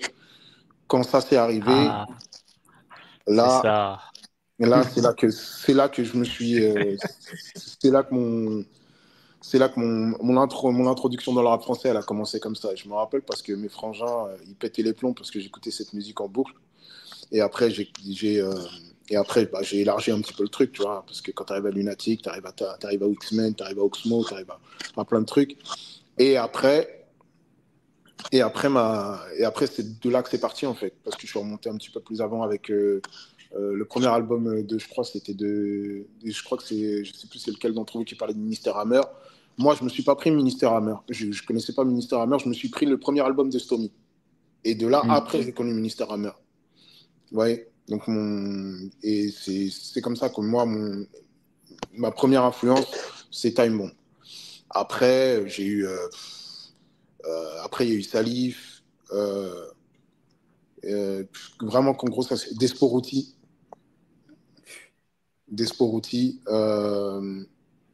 Et après, franchement, rap français, en vérité, j'ai tout saigné. Hein. Là, on parlait de Machakin Free tout à l'heure. J'ai écouté Ideal J. Ideal J, ouais, Ideal J. Ideal J, je peux le mettre dans un top 5 facile, tu vois. Et puis, ouais, après, franchement, en fait, il y en a tellement que là, comme ça, tout de suite en tête, ça fusionne. Mais en tout cas, les principaux là qui me viennent comme ça en premier G, c'est ceux-là, tu vois. Merci en tout cas pour ce premier G, c'est très intéressant effectivement. C'est vrai on est tous influencés plus ou moins par des tendances qui nous parlent, notamment tout à l'heure tu as parlé du Crimpé. Moi pour moi c'est l'album c'est le morceau de l'album de Lunatic qui m'a interpellé le plus. Ça faisait un peu gangster, un peu. On aimait bien s'imaginer des choses, voilà, être riche, ne pas avoir de remords, faire ce qu'on a envie de faire. C'est vraiment moi ça qui m'a parlé aussi. Tout à l'heure, tu as parlé de ton label. Tu as parlé de label. Donc, qui dit label parle d'industrie de la musique, parle des majors. Est-ce que tu peux nous partager en fait ton expérience des majors parce que aujourd'hui, quand on parle de majors, on n'a pas des échos positifs. On dit ils exploitent un peu les artistes. Comment ça se passe et toi, quelle a été ton expérience par rapport à ces majors-là? Quelle est ton expérience par rapport? Moi, mon expérience des majors, c'est que les majors, en fait, c'est des banques. C'est juste des banques. En fait, c'est pas... les majors elles rentrent dans le rap parce que au bout d'un moment ils voient qu'il y a un marché potentiel. C'est comme ça qu'ils rentrent dans le truc. Sinon C'est des gens qui... c'est tenu par des gens qui méprisent les classes populaires et à circonstances aggravantes, qui méprisent les classes populaires qui seraient d'origine africaine ou en particulier africaine. Donc en vérité, je pense que les majors, elles rentrent dans le rap parce qu'il y a un marché, parce qu'il y a de l'argent à se faire. Et que moi, de mon expérience, les majors, c'est les banques. Et les gens qui travaillent dedans, avant, ils avaient un profil de bureaucrates. C'était des gens qui n'étaient pas issus des quartiers populaires en général, qui ne connaissaient pas forcément cette musique, parce que la musique rap, ça a été longtemps une musique, entre guillemets, incomprise de ces majors-là. Et maintenant, même s'il y a des profils de gens qui travaillent dans ces majors-là qui ressemblent aux nôtres, ou des gens qui ont le même profil que nous, c'est-à-dire issus des classes populaires, d'origine africaine ou afrodescendante ou dans cet ordre d'idées-là, ça reste quand même des banques. Elles sont là pour faire du chiffre, c'est du business. Et donc, en fait, voilà, il n'y a pas de... Quand tu es en tant qu'artiste, à part de l'argent, il n'y a rien à attendre des majors, en vrai. À part de l'argent, le fait de pouvoir être promotionné à un niveau parce qu'ils ont de l'argent, de pouvoir faire des clips à haut budget parce qu'ils ont de l'argent, il n'y a que l'argent qui est attractif. Et le pouvoir de l'argent, il est très fort. Ça, c'est comment je peux dire ça, c'est quelque chose qui est bien connu. Donc voilà. Après, moi, mon label, pour parler du label Dean Records, le label Dean Records, il faut savoir que c'est un label qui a été fondé par mon grand frère, qui s'appelle Alassane Konaté, qui est salsa, c'est comment je peux dire, un Sénégalais, Peul, comme moi. C'est quelqu'un qui m'a toujours suivi, même quand j'étais pas signé dans son label, parce que son label, c'est un label qu'il a fondé en 96, 96, peut-être avant. Et en fait, lui, il a fondé son label avec les jeunes de son quartier. Et voilà, c'était vraiment un label à la force du poignet. C'est-à-dire que lui, à 18 ans, il est parti, il a pris son argent personnel, il s'est endetté auprès des banques, il a fait vraiment les choses de manière indépendante, du développement d'artistes. Et c'est lui qui fait en grande partie la réussite de Medine, qui est derrière la réussite de Medine. Moi, c'est ce que je comprends quand j'arrive en 2014 dans le label. Medine, il a déjà 10 ans de carrière. Moi, quand j'arrive dans le label, et la manière de travailler de Salsa, de travailler avec ses artistes, c'est là que je comprends pourquoi Medine, il a réussi. Parce que quand on veut être un bon joueur ou un bon joueur de foot, il faut un bon coach aussi pour pouvoir nous permettre de nous faire évoluer, voilà. Et Salsa, il a été de cet ordre-là. Et sa démarche en tant que label, ça a toujours été, nous, on est indépendants. On fait ce qu'on veut, on sort nos projets quand on veut, on répond pas, comment je peux dire ça, au dictat des majors qui voudraient te faire tel format ou tel format de morceau, t'empêcher de dire tel truc ou tel truc. Et c'est ce qui a fait la force de son label pendant 3 décennies, hein, quasiment. Donc voilà, lui, c'est un des très rares labels qui a tenu aussi longtemps sur la durée dans le rap français. J'en connais vraiment pas d'autres. J'en connais vraiment pas d'autres. Et pourtant, il y en a eu. On a eu les grands qui ont fait des... Tu vois, par exemple, on parlait d'Akhenaton tout à l'heure. Akhenaton, il a fait... je crois que c'était Street Skills. Non, Street Skills, je crois que c'était Soprano. Il a fait la Cosca. Donc il a quand même Akhenaton, voilà, il a fait FF, il a fait les Sopranos, il a fait Soprano et les Psychiatres de la rime. Mais ça a duré un laps de temps. Comparé à Salsa, il a fait 30 ans. Je prends un exemple, Nouvelle Donne, c'était un label un label, je crois, des mecs du 91, si je ne me trompe pas, et ça a duré quelques années. On parle de Mafia Qu'un Frites, etc. Ça a duré jusqu'au milieu des années 2000, et après, ça a splitté. Et Salsa, son label, je crois qu'il a fermé le label il y a 2 ans. Tu vois, et il l'a ouvert en 96.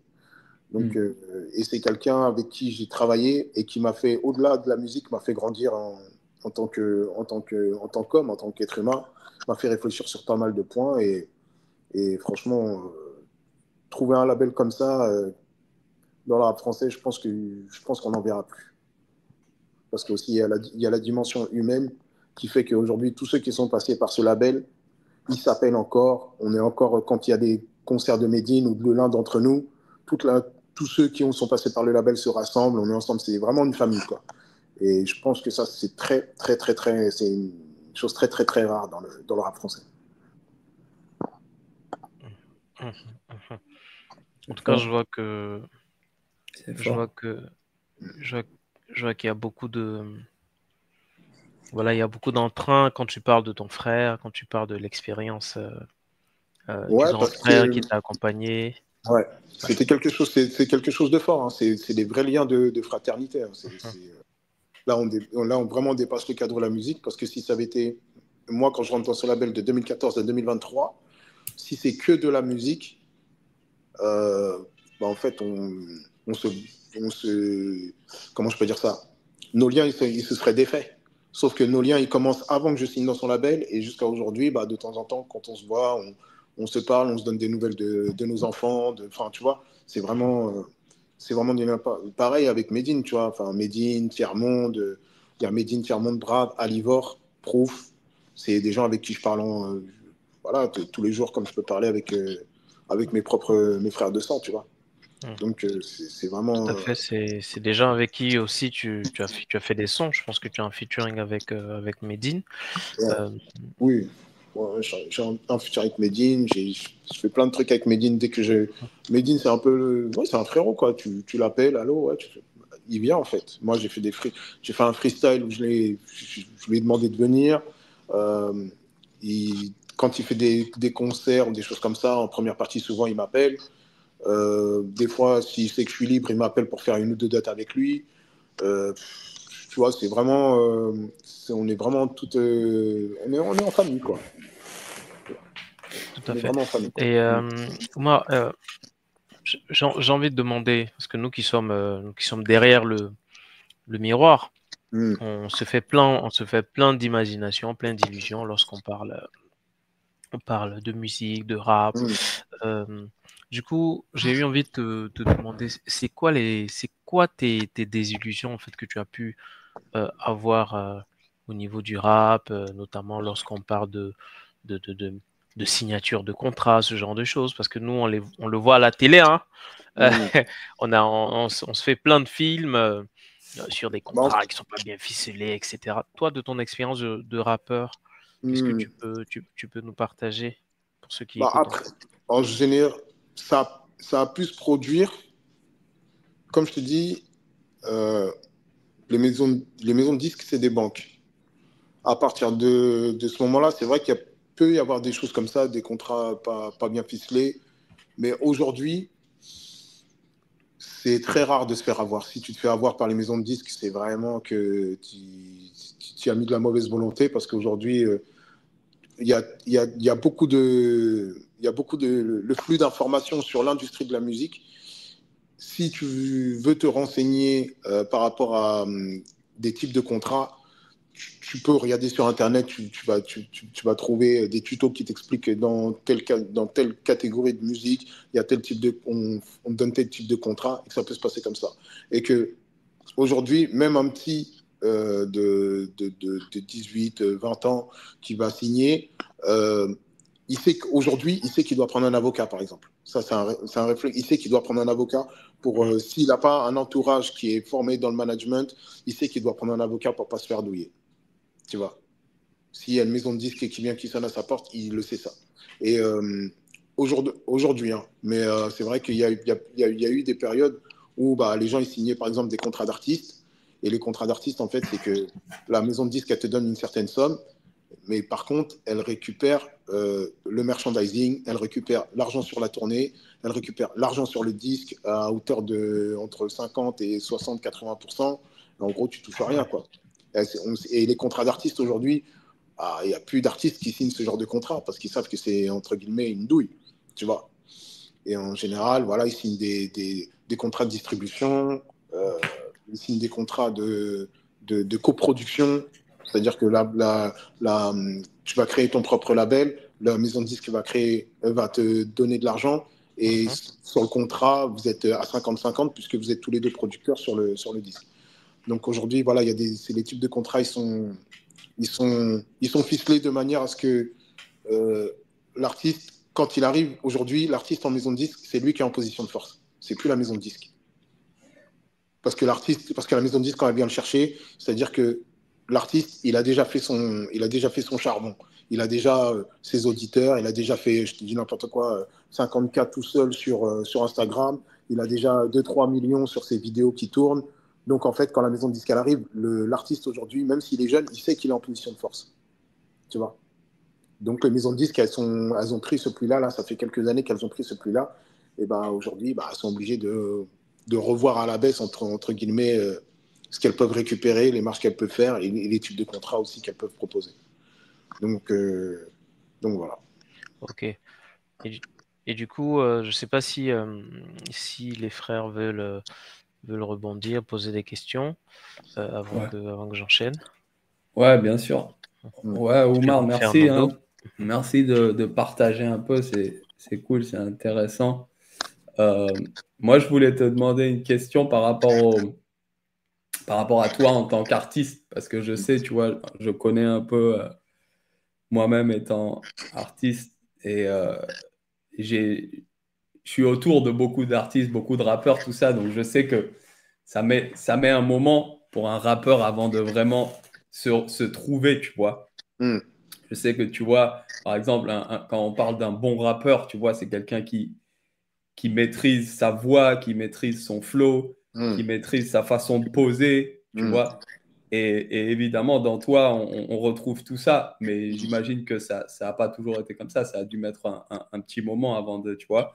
Donc, ma question, c'était quand est-ce que tu as su, combien de temps ça t'a pris à vraiment te dire, bon, là, voilà, c'est bon, je suis lancé, là, je suis chaud, tu vois.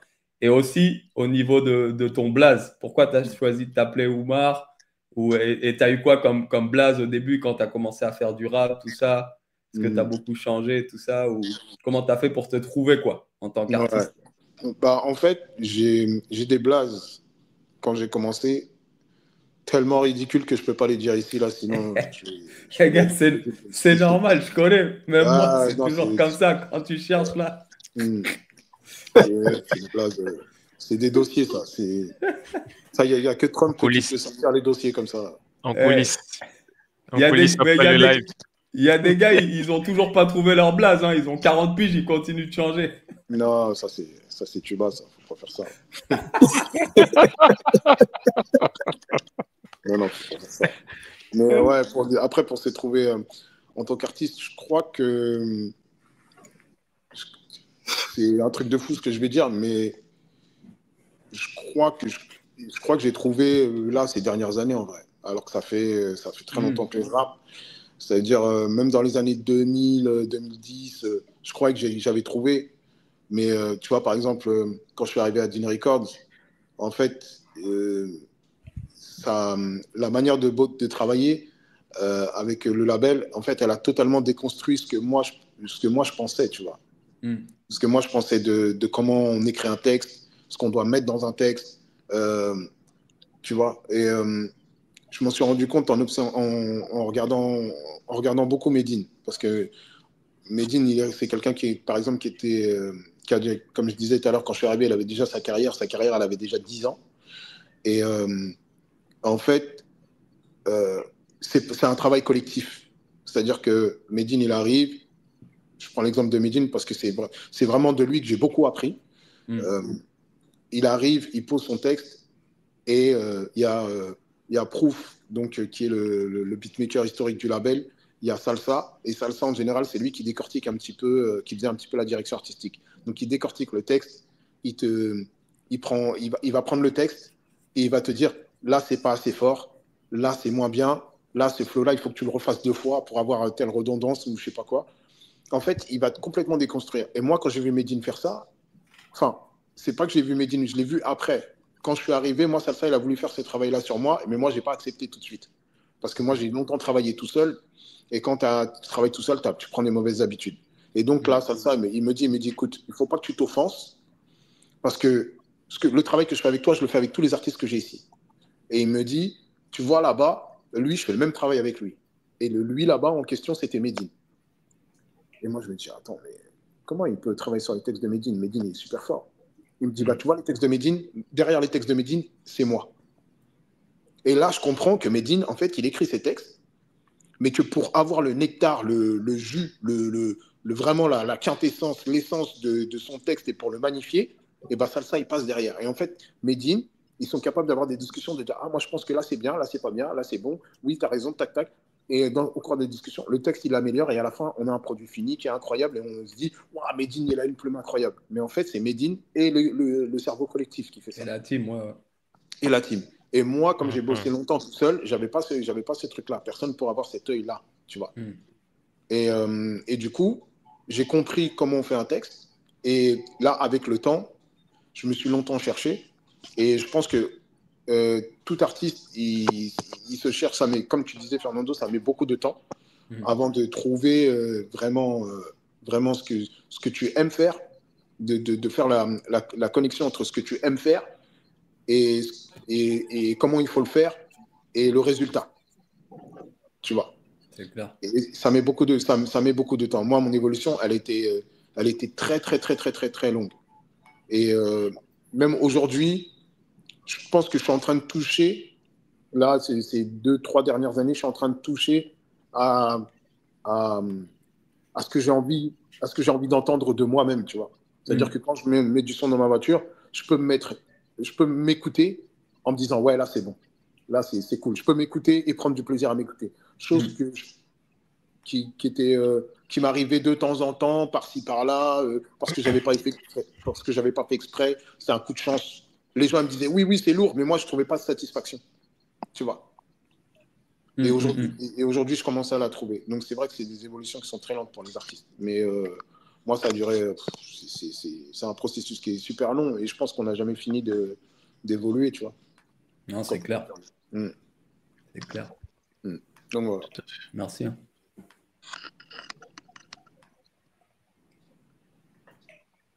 En tout cas, merci pour l'historique un peu d'Henry Records, parce que c'est vrai que ça faisait longtemps depuis Boucher Double que j'écoutais, et je me suis toujours dit, ah ouais, le Havre, quand même, c'est une école sérieuse, en fait.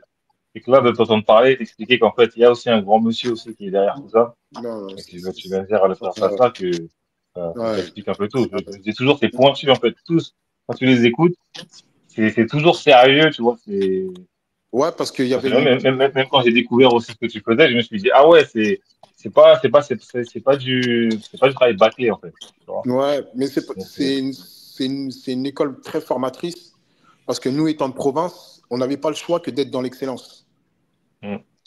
On n'avait pas le choix. On n'avait pas le choix d'être dans l'excellence. Salsa était à 18 ans, il était déjà comme ça. Il faisait déjà des allers-retours à Paris. Il allait déjà dans les banques pour prendre des sommes à 5-6 chiffres pour pouvoir financer ses gars, pour pouvoir acheter du matos, pour pouvoir produire des clips, pour pouvoir faire du merch. Il était déjà dans ça. On était obligé d'être dans l'excellence, jusque dans l'écriture.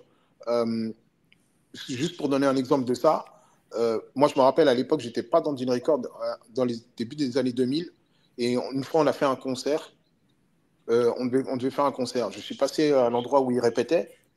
Et en fait, eux, ils avaient 1 heure de show. Et en fait, ce qui se passait, c'est que quand ils se trompaient dans le show, le show, il durait 1 heure.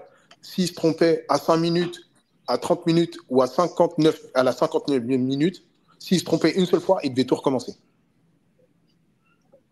Tu vois. Donc, c'était une discipline très militaire. Et ça était vraiment très, très strict. Mais ça a payé, en fait. Parce que ça, ce que je dis là, ça s'est vu pour les répétitions, ça s'est vu pour le niveau de l'écriture, le niveau du flow. Tout ça, c'était parce que derrière, lui, il poussait vraiment à l'excellence par rapport à ça. Donc, c'est pour ça que Dean Records s'est marketé comme une école de qualité, en fait. Tu vois, Ouais. et sur tous les plans. En tout cas, au niveau du rap, c'est marketé comme ça, tu vois. C'est clair. Clair. Je ne sais pas si Michel veut interagir aussi avec Oumar.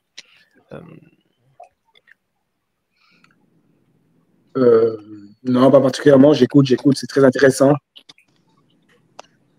Est-ce que, merci Michel, est-ce que, parce que de tout ce que tu dis, Oumar, on sent qu'il y a beaucoup d'entrain, il y a aussi beaucoup de fierté, on le ressent dans ta manière de nous exprimer ton parcours, tes influences. On sent qu'il y a beaucoup de fierté de par ton label, hein. Mais est-ce qu'à un moment donné, voilà, tu as eu des désillusions, des déceptions en lien avec le rap français et aussi toi-même ta carrière? Bah, moi, en vérité, le seul regret que je peux avoir, le seul regret que je peux nourrir, c'est d'avoir été dans pas mal de directions différentes à partir du moment où j'ai signé à Dean Records.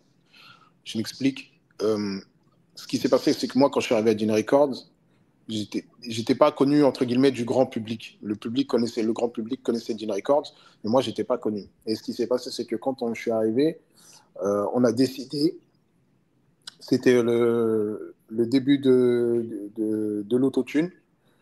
On a décidé de partir sur un morceau autotuné pour faire la promotion de mon arrivée au sein du label, alors que en fait j'avais déjà une direction artistique que je ne voyais pas, que j'avais développée pendant toutes les années où j'étais pas à Dean Records. Et quand je suis arrivé à Dean Records, je l'ai pas poussé, j'ai pas extrapolé cette direction artistique là. Et j'en ai pas fait le fil rouge de ma carrière à Dean Records. Ce qui a amené à faire un coup des morceaux un peu plus, on va dire, posés, conscients, des morceaux un peu plus dans la tendance drill, des morceaux dans la tendance trap, des morceaux dans la tendance un peu plus soulful. Et du coup, le public, il m'écoute, il va sentir qu'au niveau de la voix, au niveau du texte, je suis un bon rappeur, mais il va pas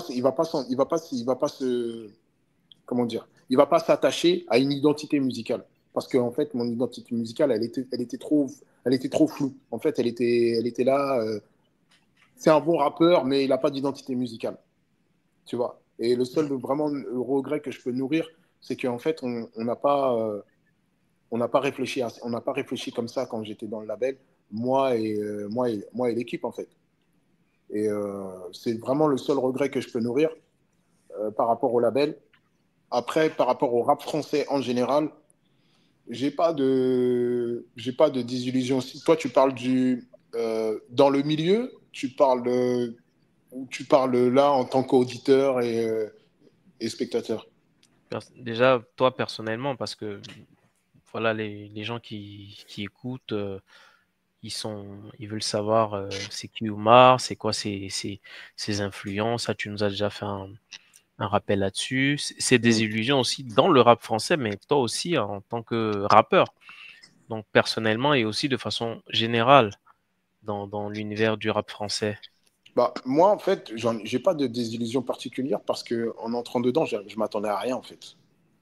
J'ai pas de désillusion. La seule désillusion, c'est comme je te dis, c'est par rapport à ma direction artistique qu'on n'a pas su trouver et faire évoluer quand j'étais dans le label, parce que je pense que ça aurait changé pas mal de choses.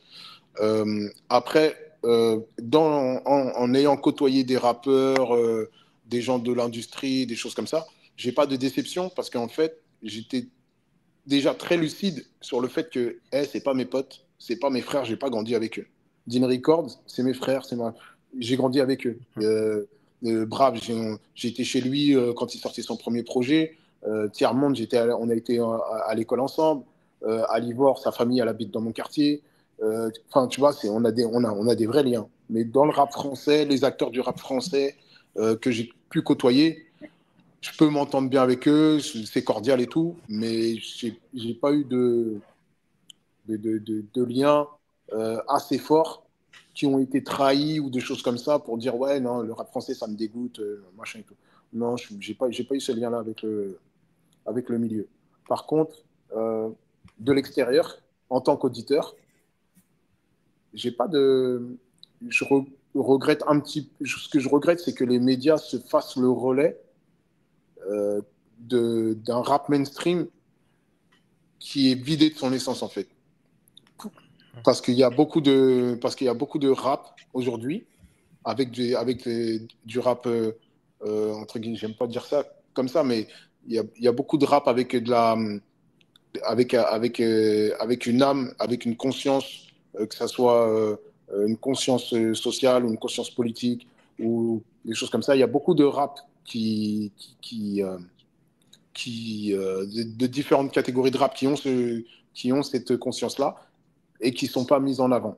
Et c'est ça, moi, c'est ce qui me gêne le plus. Parce que les gros médias, maintenant, aujourd'hui, du rap qu'on dit mainstream, bah, ils vont privilégier depuis là 10, on va dire, ouais, une bonne grosse dizaine d'années, 10-15 ans, les divertissements plus que le rap plus que le rap à message.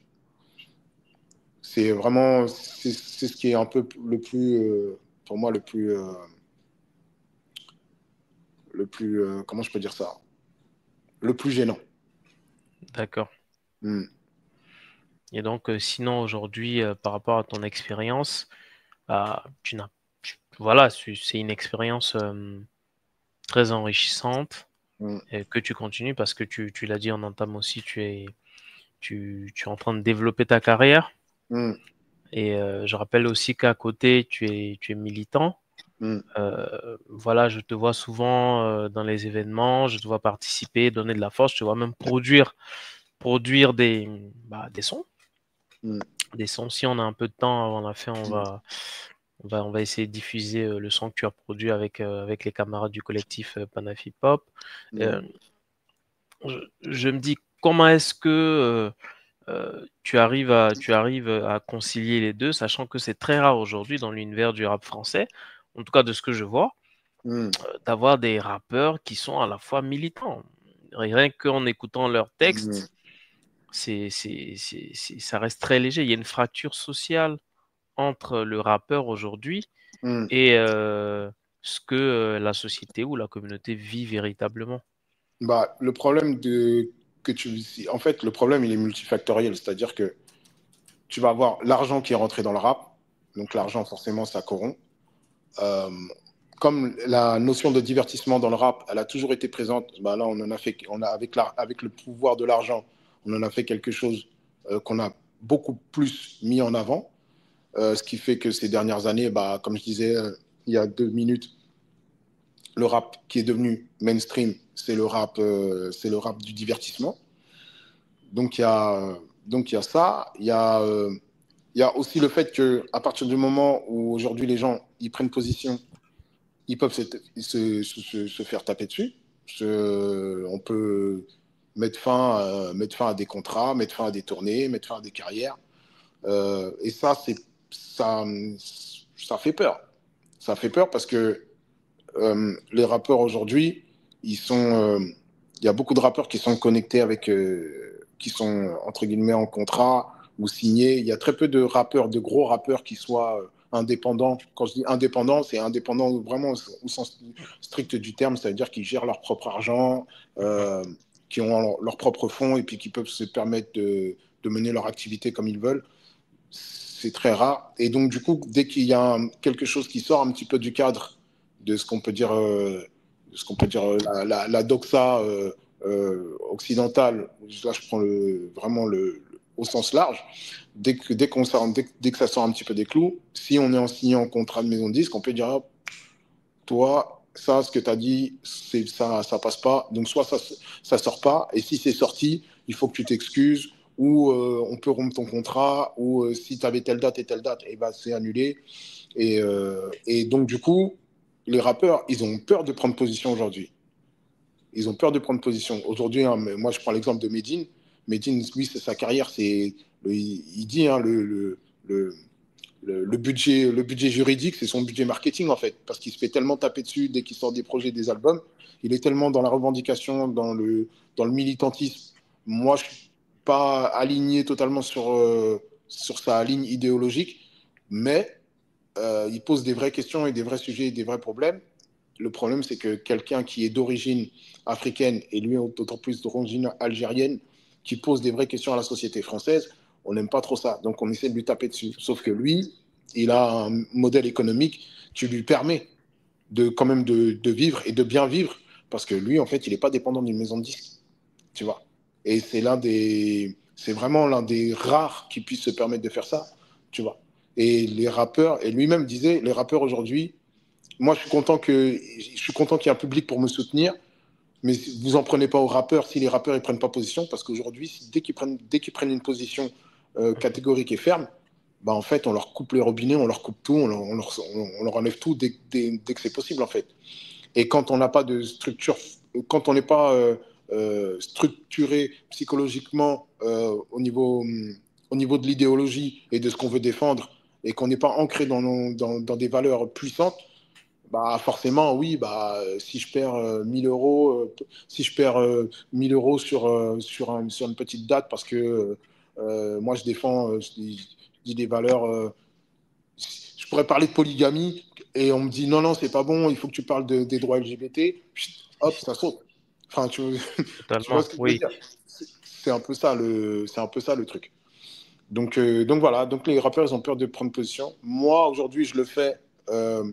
Quand je le fais dans mes musiques, je le fais de manière à ce que ça soit intelligible pour les jeunes qui écoutent la musique aujourd'hui. Parce que les jeunes qui écoutent la musique, les jeunes générations, elles n'ont pas l'oreille que nous, on a, les anciens, par rapport au message. Donc, j'essaie de le dire. Et moi, j'ai toujours fonctionné comme ça. Par exemple, à l'opposé de Medine, il construit ses albums avec des concepts, avec des titres. Il développe, il fait des introductions, développement, conclusions. Il est vraiment très scolaire dans sa manière de réfléchir à ses projets. Et moi, je suis complètement désarticulé, c'est-à-dire que je vais choper une idée et je vais en choper une autre et je vais en choper une autre et je vais essayer de tout bien faire sonner dans le même titre, même si à la base, on a l'impression que c'est pas forcément lié les uns aux autres. C'est un petit peu un puzzle, quoi. Donc voilà, mais moi, j'essaie de disséminer ça dans ma musique. J'essaie de retranscrire, entre guillemets, mes idées militantes dans ma musique, mais de le faire aussi avec tout ce que je suis. C'est-à-dire que je ne suis pas uniquement militant, je suis aussi un père de famille, je suis aussi un mec de quartier, je suis aussi un Africain, je suis aussi un Français. Enfin, voilà, je suis plein de choses et j'essaie de mettre tout ça dans ma musique, mais je le mets de manière à ce que, entre guillemets, mon africanité ou ma panafricanité, elle puisse ressortir de ça. Moi, j'ai eu un frère qui m'a parlé sur Instagram. C'est un frère qui vit au Bénin et qui a monté son entreprise, par exemple, de couture, de vêtements, et qui m'a envoyé un message en me disant qu'il aimerait bien faire, par exemple, des vêtements pour moi parce qu'il sent une fibre Black Power. C'est comme ça qu'il a retranscrit le truc, tu vois. Et moi, quand j'ai vu ça, je me suis dit, lui, il a capté. Lui, il sait. Et quand je discutais avec lui, on a parlé après c'est un Béninois, donc on a parlé de Patrice Talon, on a parlé du Bénin, on a parlé de Kémy Séba, on a parlé de... Tu vois ce que je veux dire? Mais on était connectés. Et moi, c'est ça que je veux retranscrire dans ma musique. Mais je veux que aussi quelqu'un qui soit pas... comment je peux dire ça? Quelqu'un qui soit pas initié au panafricanisme ou au combat qu'on peut mener, qui puisse se dire, il est afrocentré, qui se pose la question, le mot noir, ça revient souvent. Tu vois, moi, on m'a posé cette question-là, on m'a dit, le mot noir, il revient souvent dans votre champ lexical. Comment ça se fait? Et du coup, j'ai dû expliquer à un mec, un blanc, qui est venu me poser cette question-là. Et lui-même, il avait capté mais il voulait avoir le fond de pensée qui se cachait derrière tout ça, tu vois. Et savoir si c'était... qu'est-ce que c'était, en fait? Est-ce que c'est du communautarisme? Est-ce que c'est du panafricanisme? Est-ce que c'est... Voilà. Mais il faut que... Moi, c'est comme ça que je le mets dans ma musique. Et quand les gens le perçoivent, bah, que je puisse derrière soit développer, soit en parler encore plus. Et puis là, bah, c'est ancré dans ma musique. Et j'aimerais bien aussi le mettre ça bientôt à l'image dans les prochaines sorties que je ferai, dans les prochains clips et les vidéos que je ferai.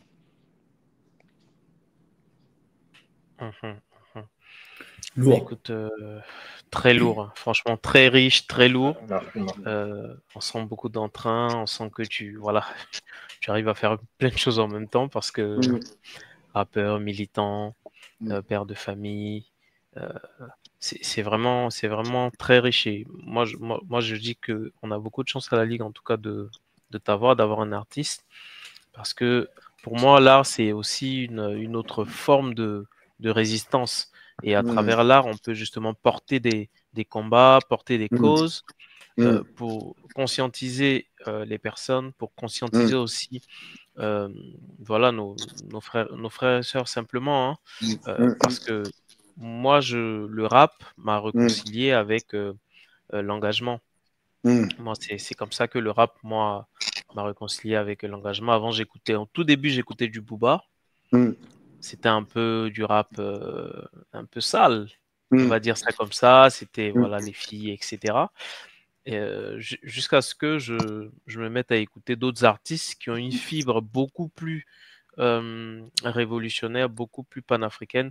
Non pas que je critique le Duc, c'est comme ça qu'il se fait appeler.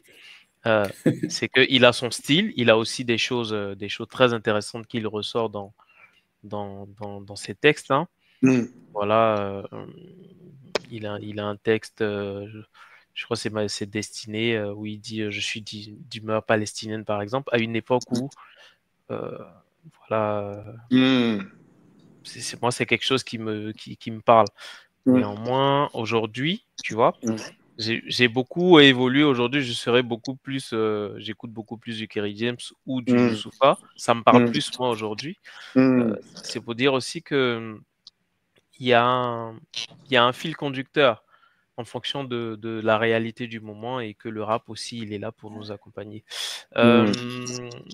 Oui, on me fait signe, on me fait signe en coulisses qu'il faut qu'on clôture. En tout cas, moi, j'ai été très heureux d'être avec vous. Je vais vous donner le mot à chacun, et Oumar va clôturer vu que c'est notre invité. Donc, ce sera Fernando, Alvin, ensuite Oumar. Et après, on va libérer l'antenne pour passer les minutes. Michel, je coulisse. Merci, Michel. Non, rien, vite fait, moi. Merci à vous tous, les frères. Merci à tous ceux qui sont en train de regarder. S'il vous plaît, n'hésitez pas à partager cette vidéo. Et longue vie au hip-hop.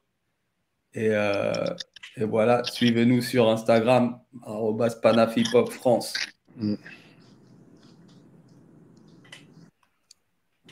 Merci, Yes, Fernando. bon, pareil, hein, Alvin. merci les frères, hein.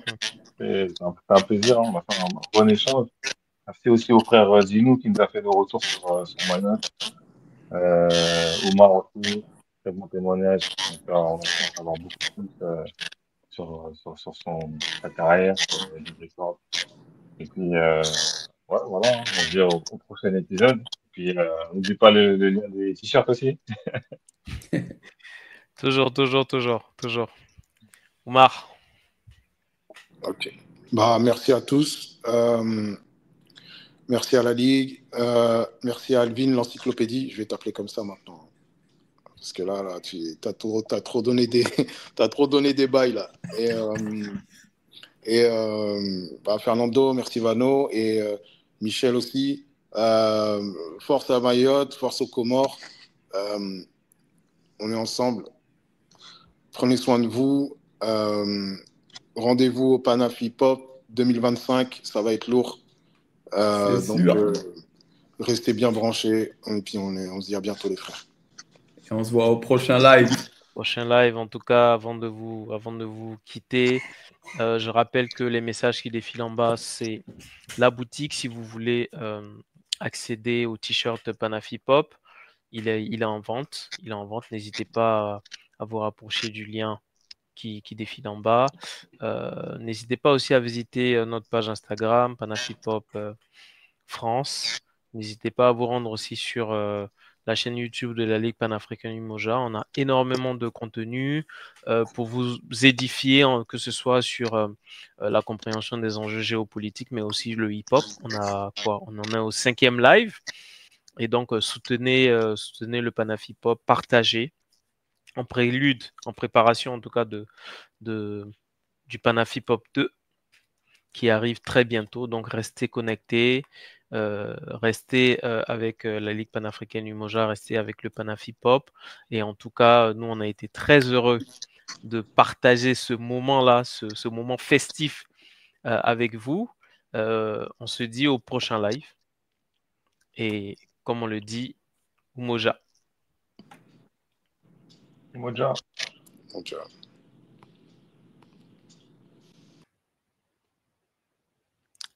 Attendez. Vidéo de conclusion. Ouais. C'est compliqué, hein, Fernando. Attends. Terminer l'enregistrement.